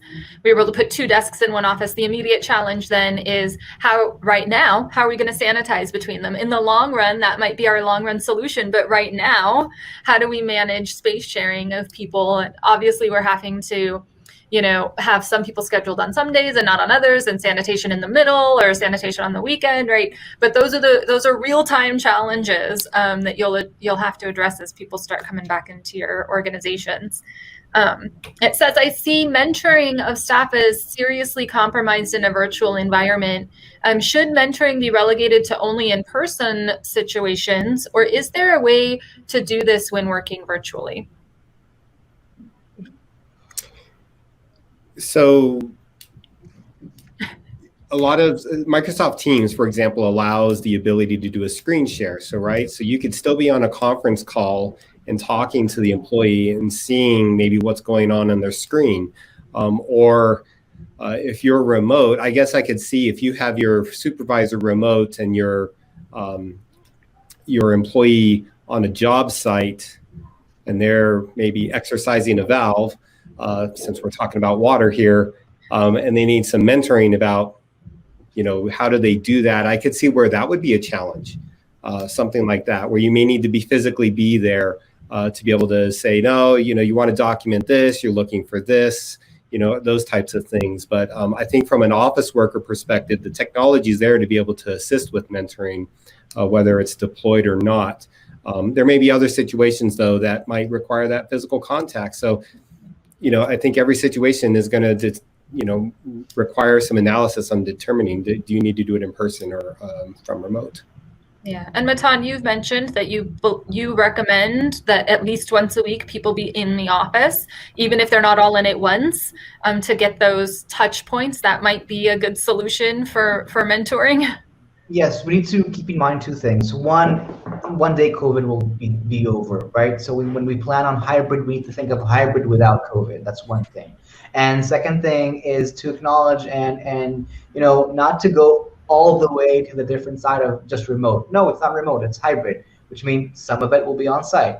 And some things they cannot happen remotely. They're very challenging, they're very hard. So it's just knowing what needs to be on site and what can be done remotely. Mentoring is a wide aspect. Is it technological? Is it professional? Is it personal? There are a lot of different aspects to it, but I can say that we've seen organizations that supervisors and leaders have been engaging with their team remotely and it worked great. But really, as Chuck said, it depends. It depends on the case. Anything to add to that, Patty? Yeah.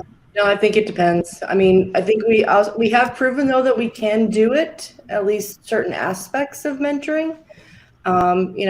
We've shifted to a lot more online.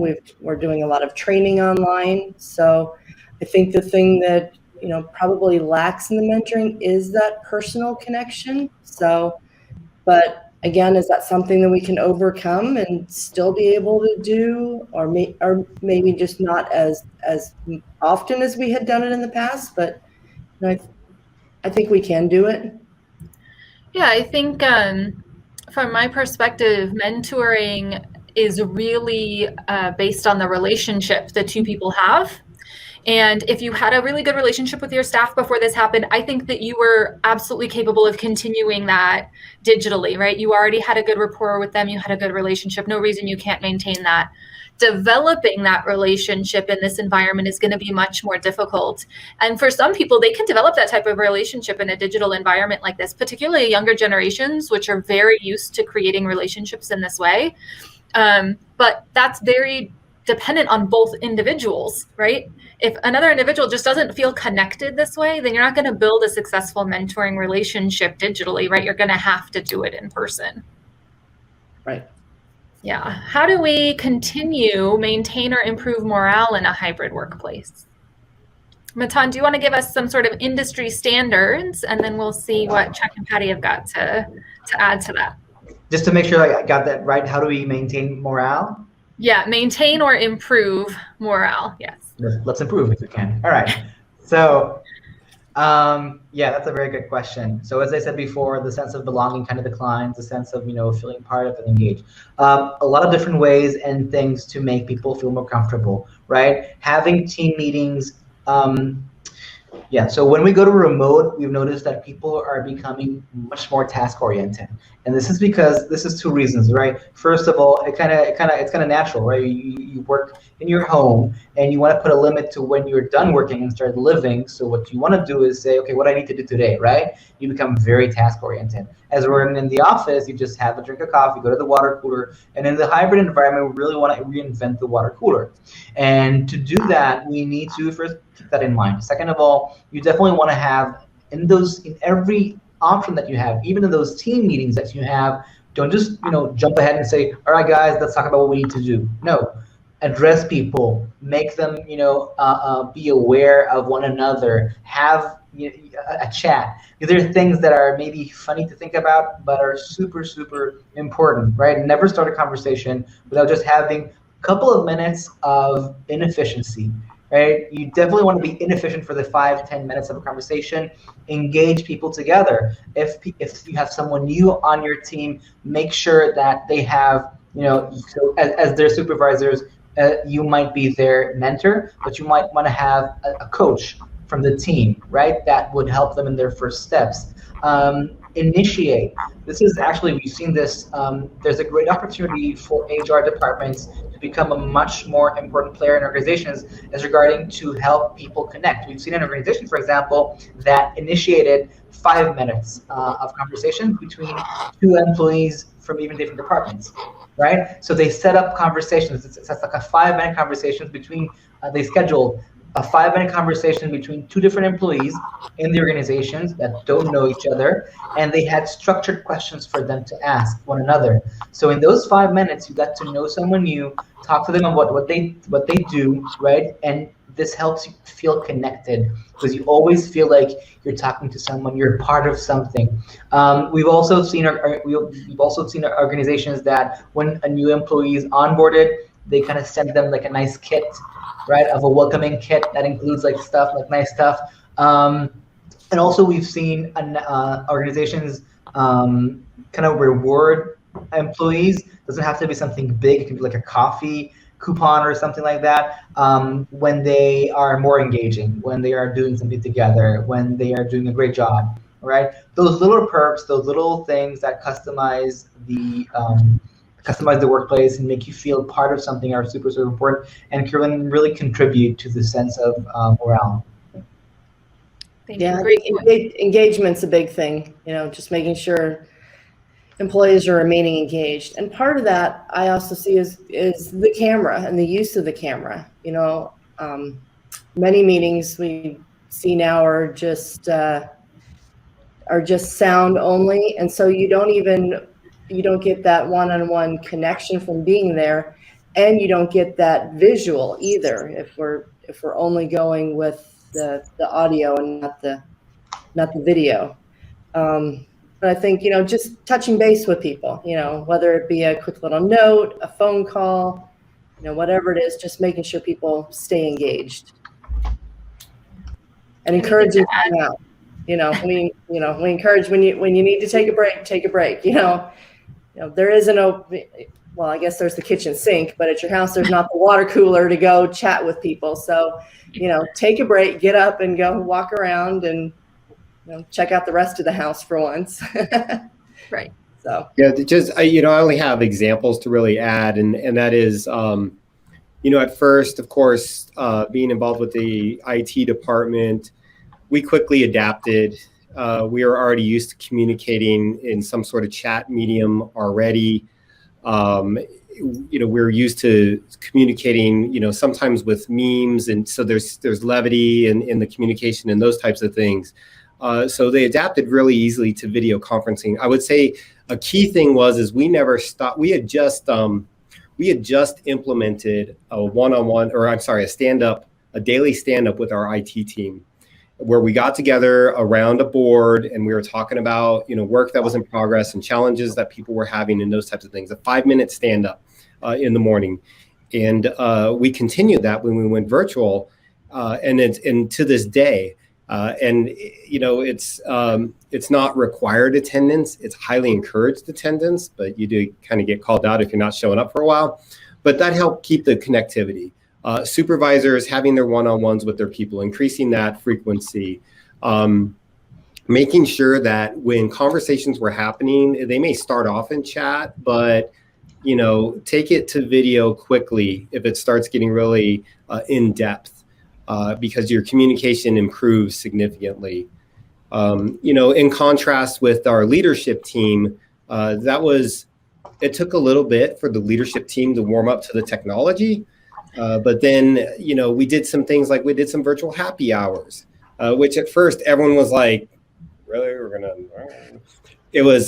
people started looking forward to it because it was just a time, it was just like being, in some of our other meetings where, like the pre-meeting or the post-meeting, the pre-meeting where people are chatting and, and you're getting your jokes out, or you're talking about specific situations, or the post-meeting, that brought that element to it. That was really important.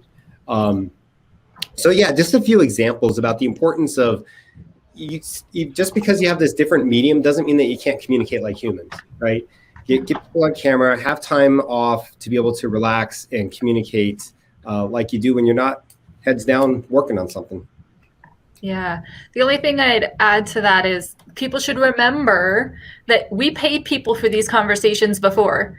We paid them when they were at the water cooler. We paid them when they were stopping by someone's office to talk to someone. So if you see 10 minutes on their calendar to talk with one of their colleagues, that's just a chat, that's normal, right? They would have done that here, and they need that time and space to interact with people. And just one other thing is here we're doing drive-through events. So we have like a big parking lot, we have employees drive through, and the leadership is all out there, and we hand them like a boxed meal, and we have a little contest that's all virtual. We have prizes that we hand out. So those are just little ways that we're trying to engage people and keep them feeling like it's a team.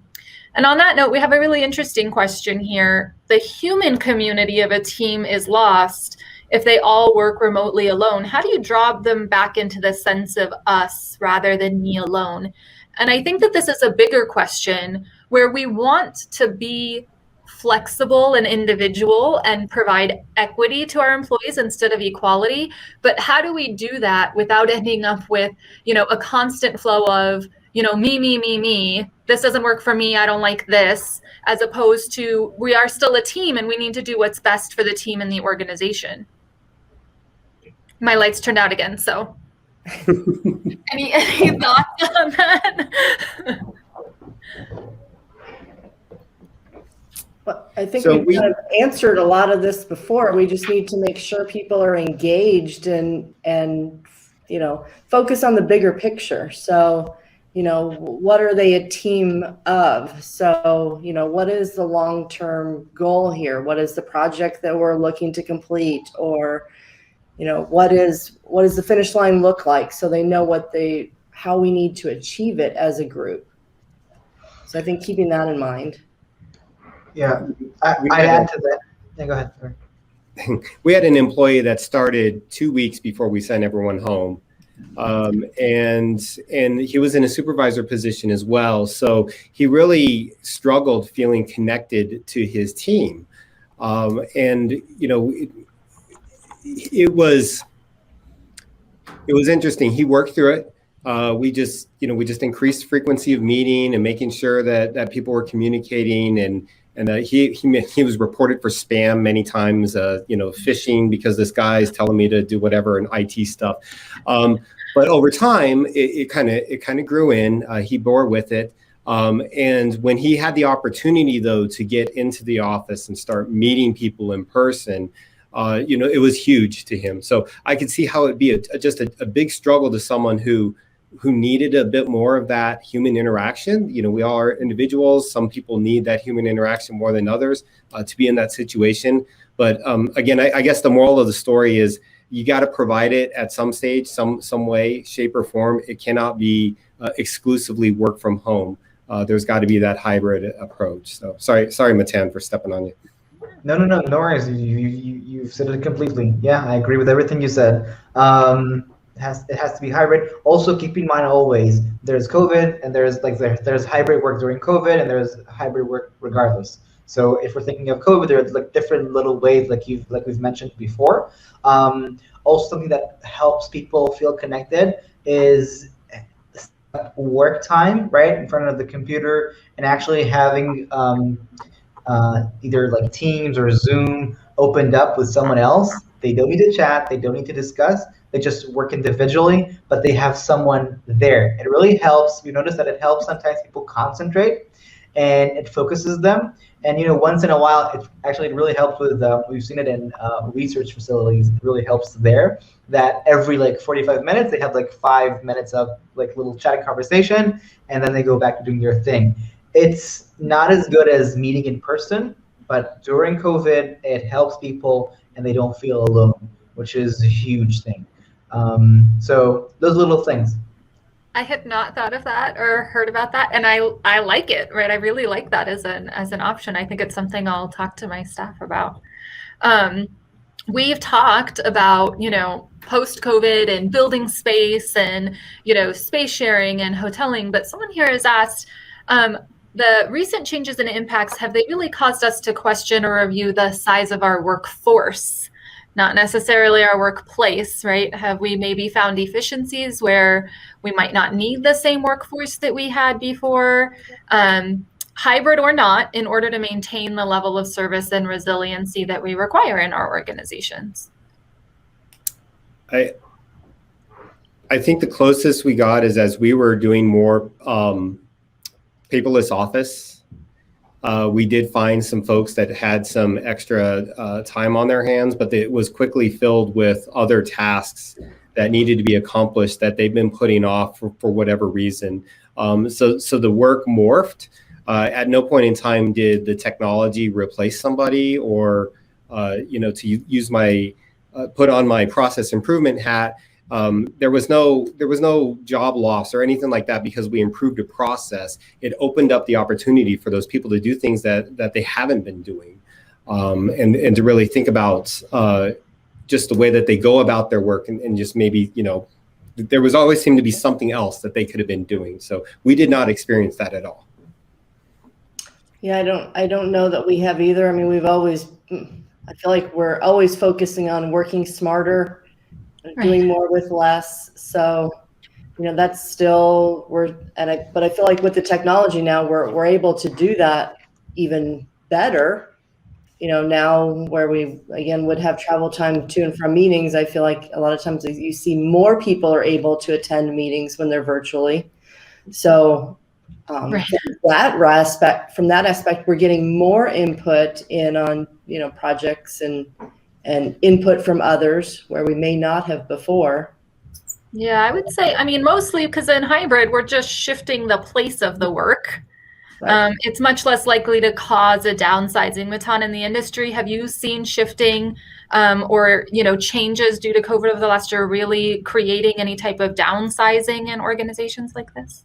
So I'd say that, first of all, not at all. We haven't seen that a lot at all. And I'm not even sure that this is a hybrid work kind of question.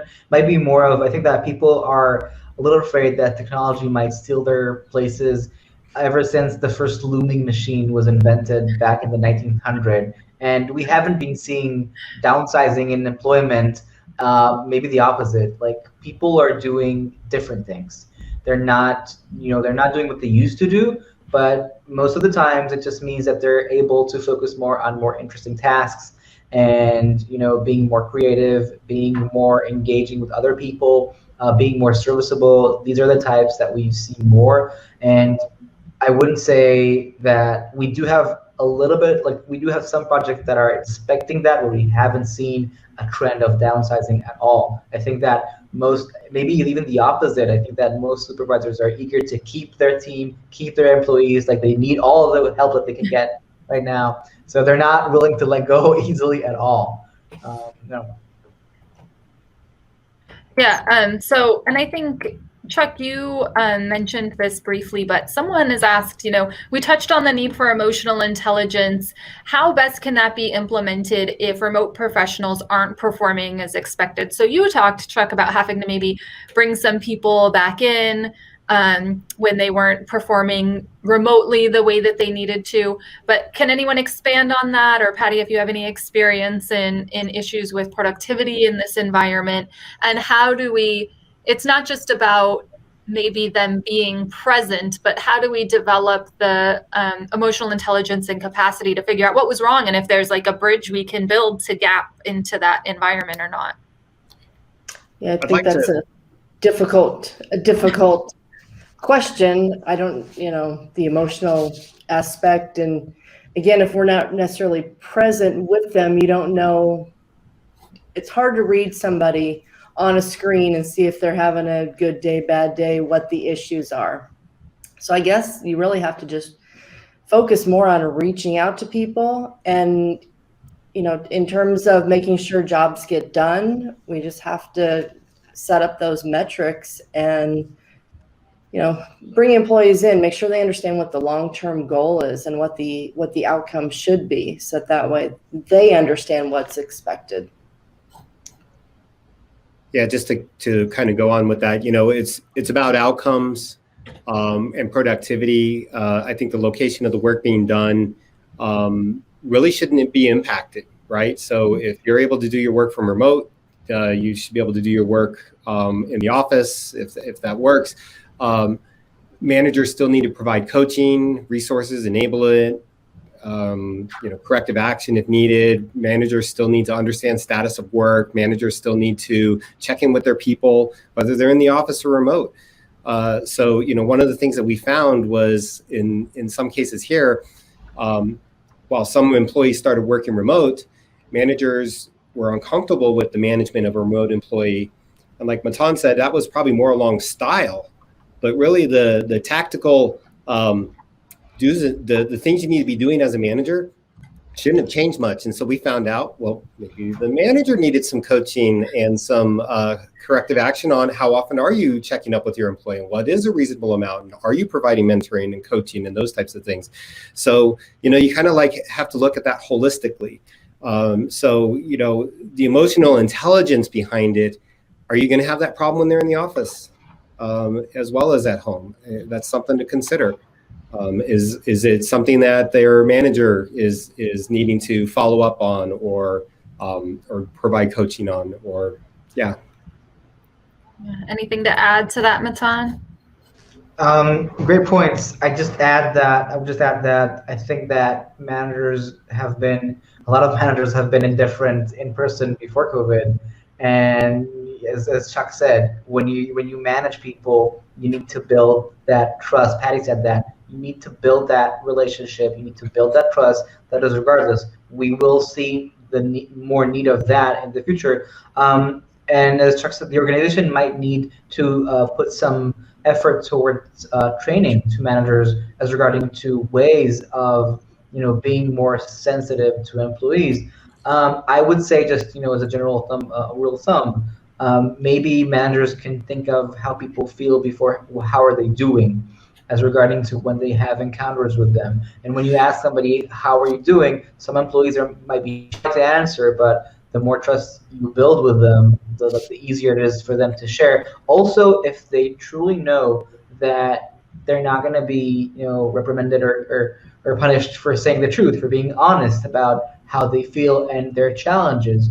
And I think that's a supervisor's work to do that, make them feel comfortable with helping them understand. And we've talked about this when we talked about mentoring, right? As the manager is a mentor, then when you're a mentor, yes, when we think about outcomes, we will talk about the productivity part. But when we think about how are you getting there, we will talk about everything that you're challenged by.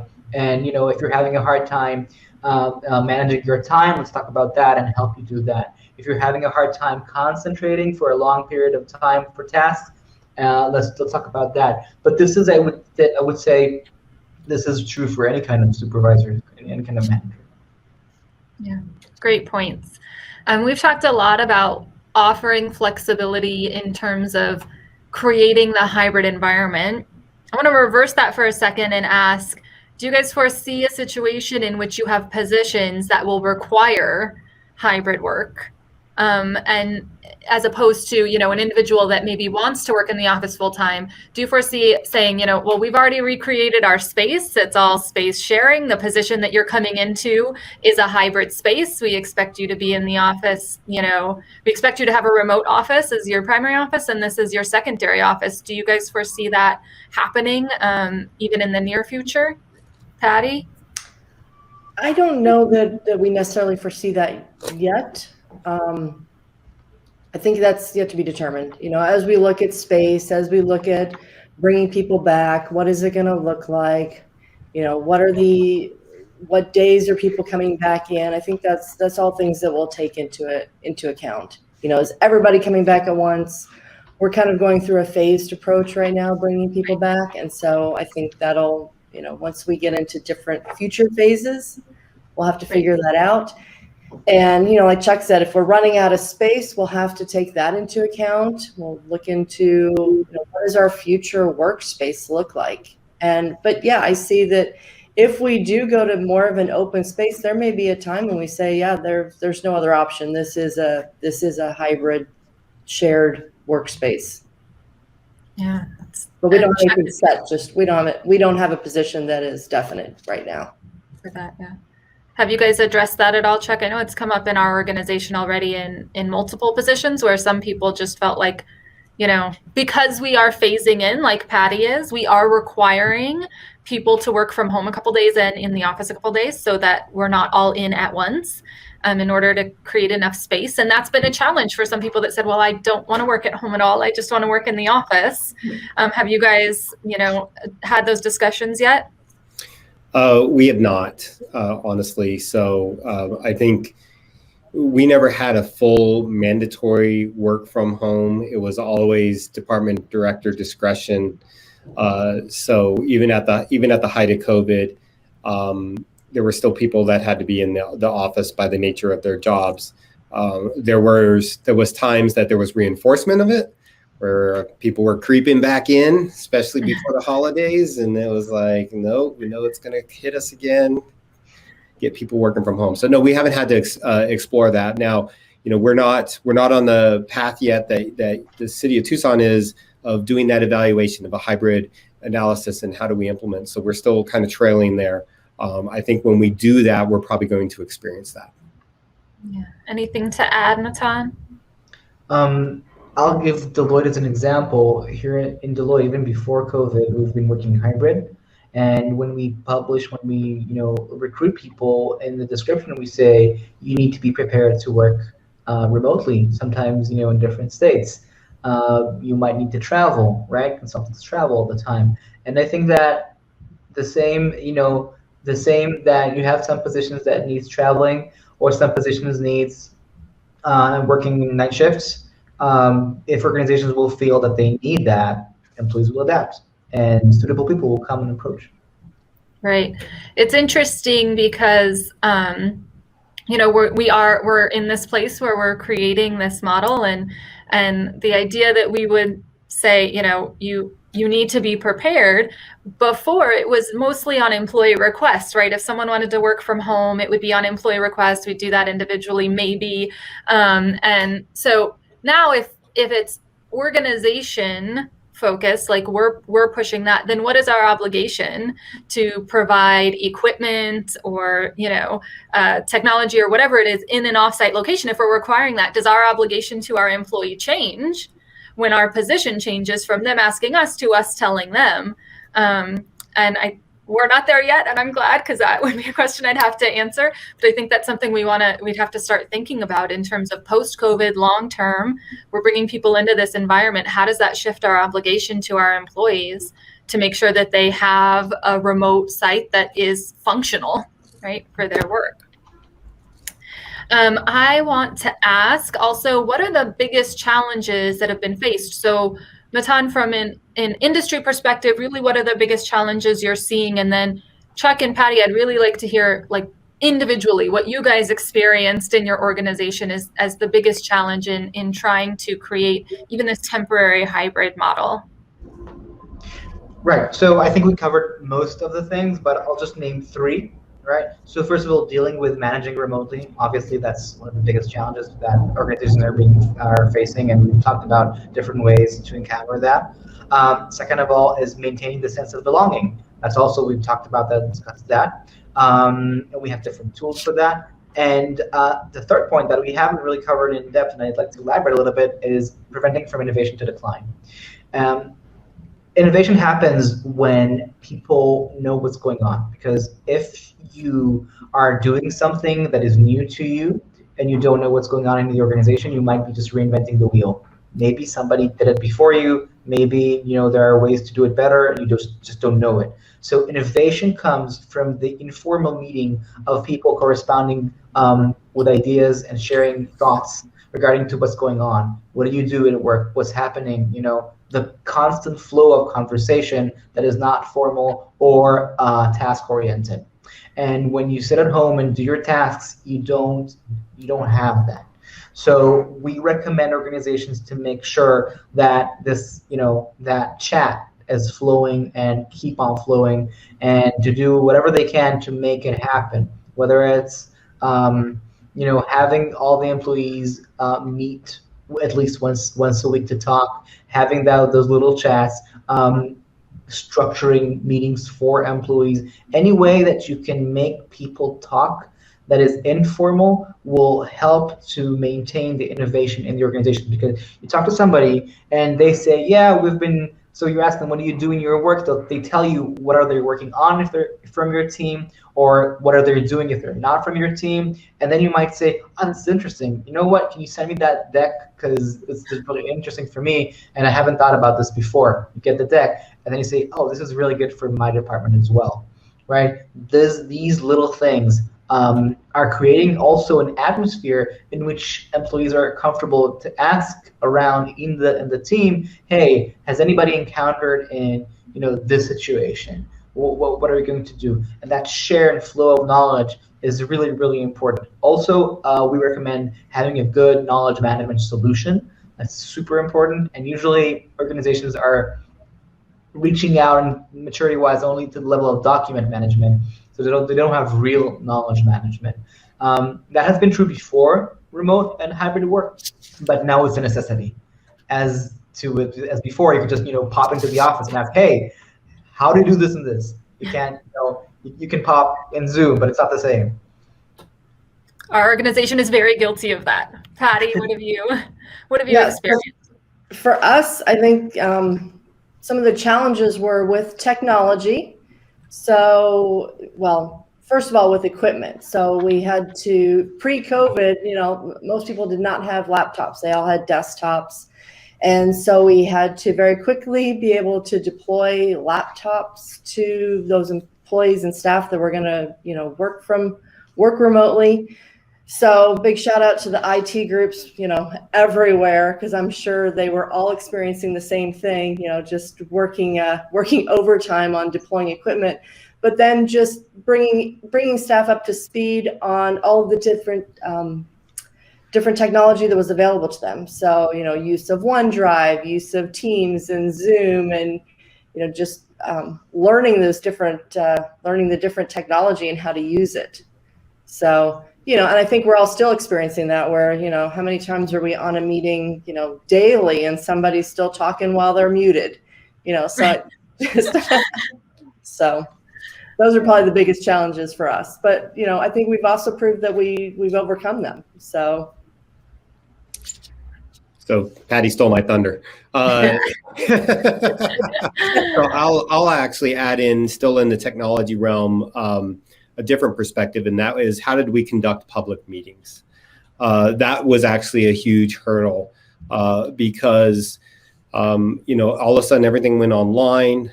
Every municipality did it differently. What we eventually landed on was a Zoom format called basically a webinar format, and which unfortunately, when we had blue card speakers, people wanting to speak to their council members, they were not able to have a camera. So they had a voice, but not a face, and they could not see their supporters, or they could not see the audience.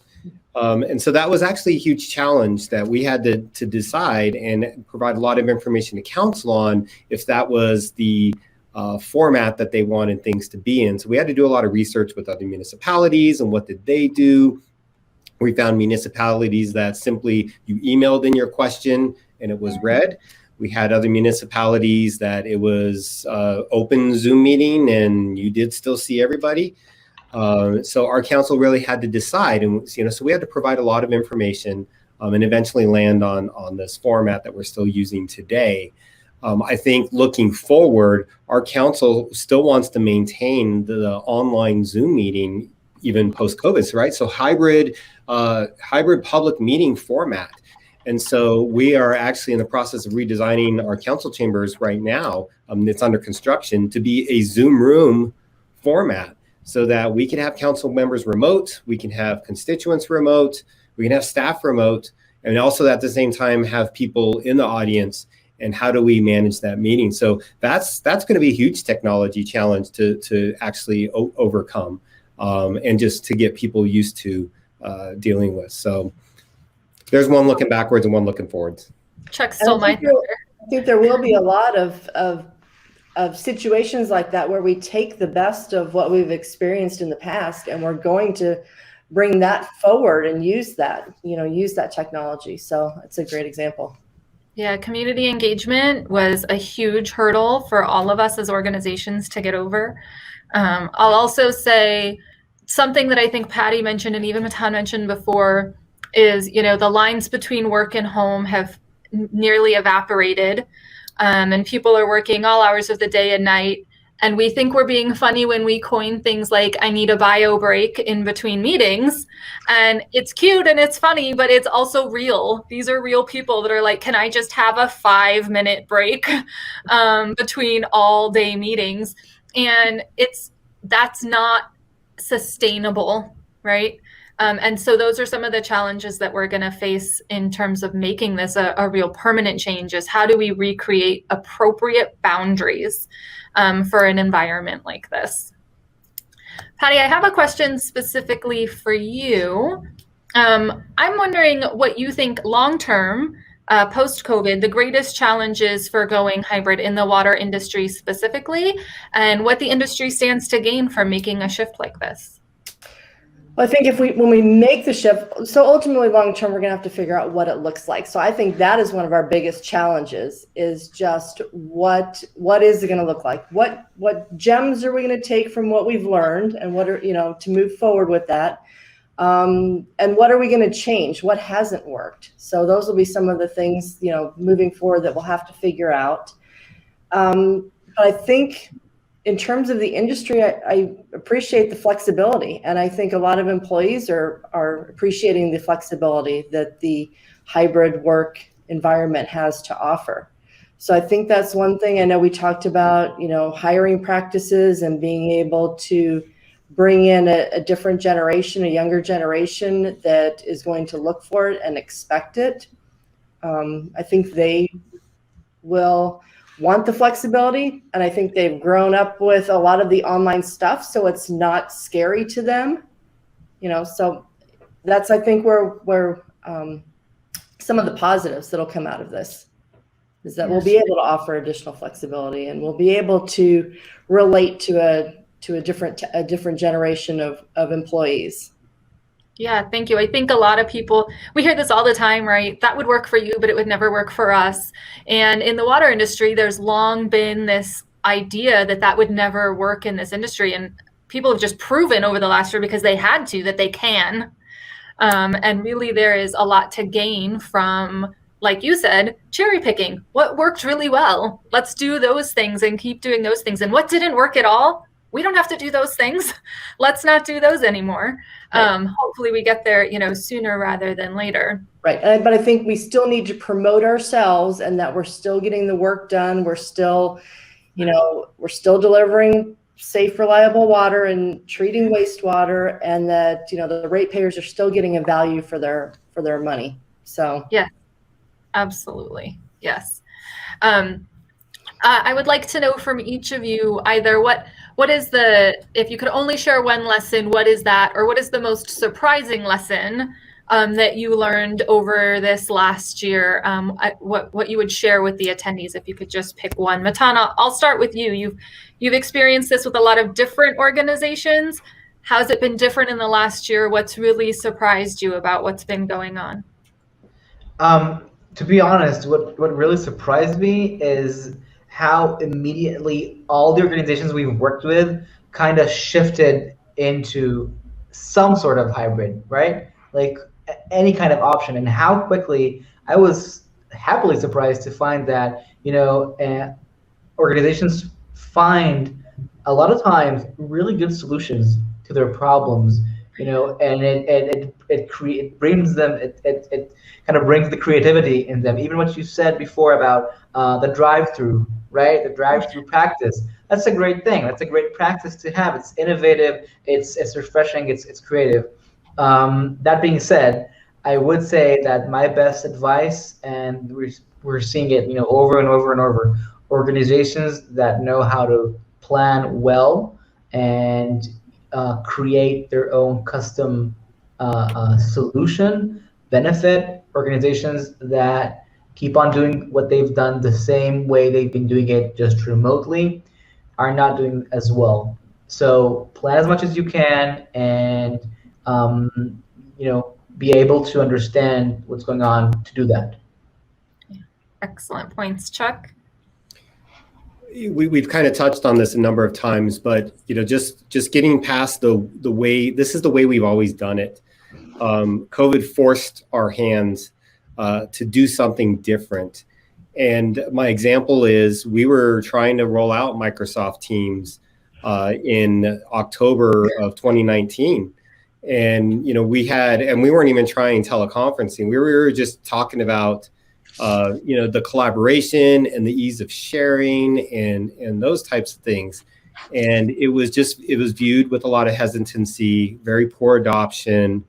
Luckily, we were able to get the client on everyone's desktop at that point in time. And when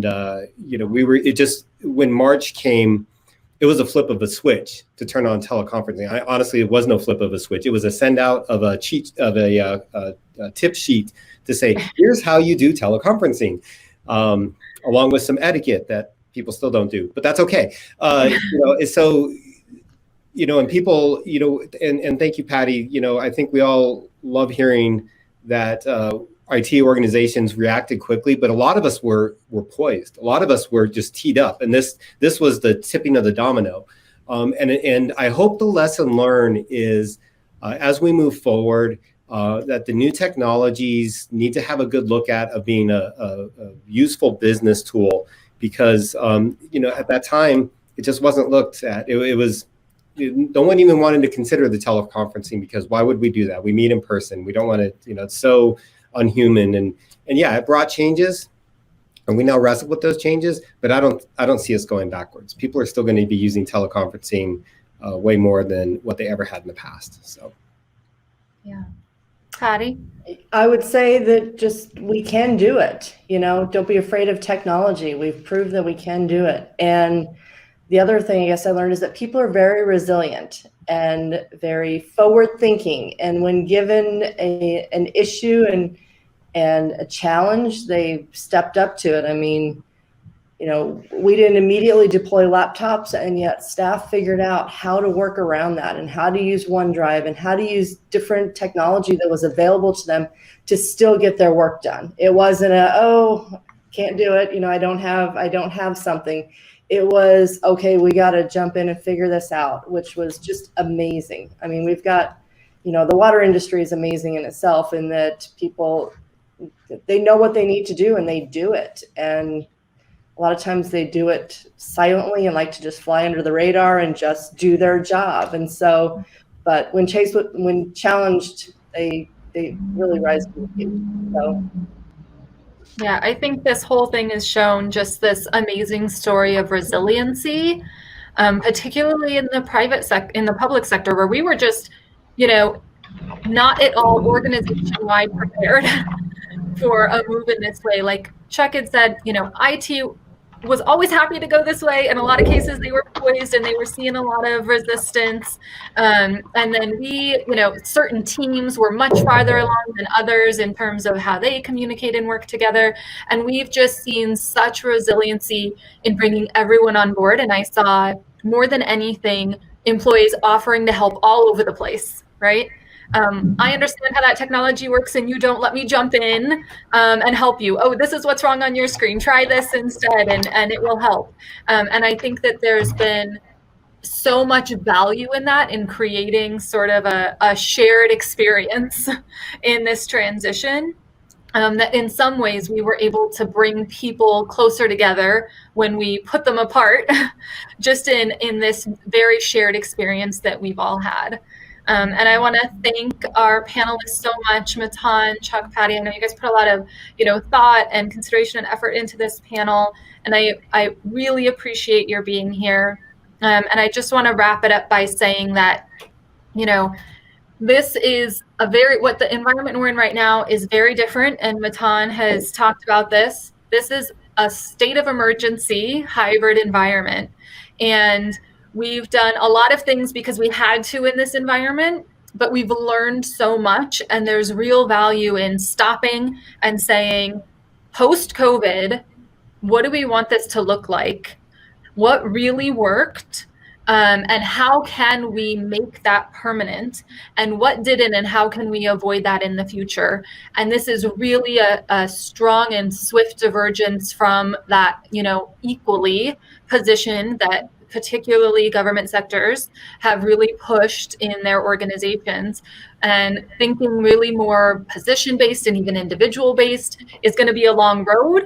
That planning that Matan has talked about is going to be critical in making sure we can do that successfully. And to Patty and Chuck's, what they really talked about is bridging that gap with our leaders, because we need to make sure that they have the tools and the training to be successful in this environment and to support their employees the way we know that they want to. And I want to thank all of our attendees. You guys asked us some amazing questions, and I think we got to, almost all of them, or a version of almost all of them. And I really appreciate it. And in just a second, I think we have a few slides coming up to help us move our attendees to, wherever they're supposed to be after our event. Any final words? Oh, they're all muted. Excellent. I think that it's just me and you left here. Thank you for sticking with me while I flailed my arms to turn my lights back on.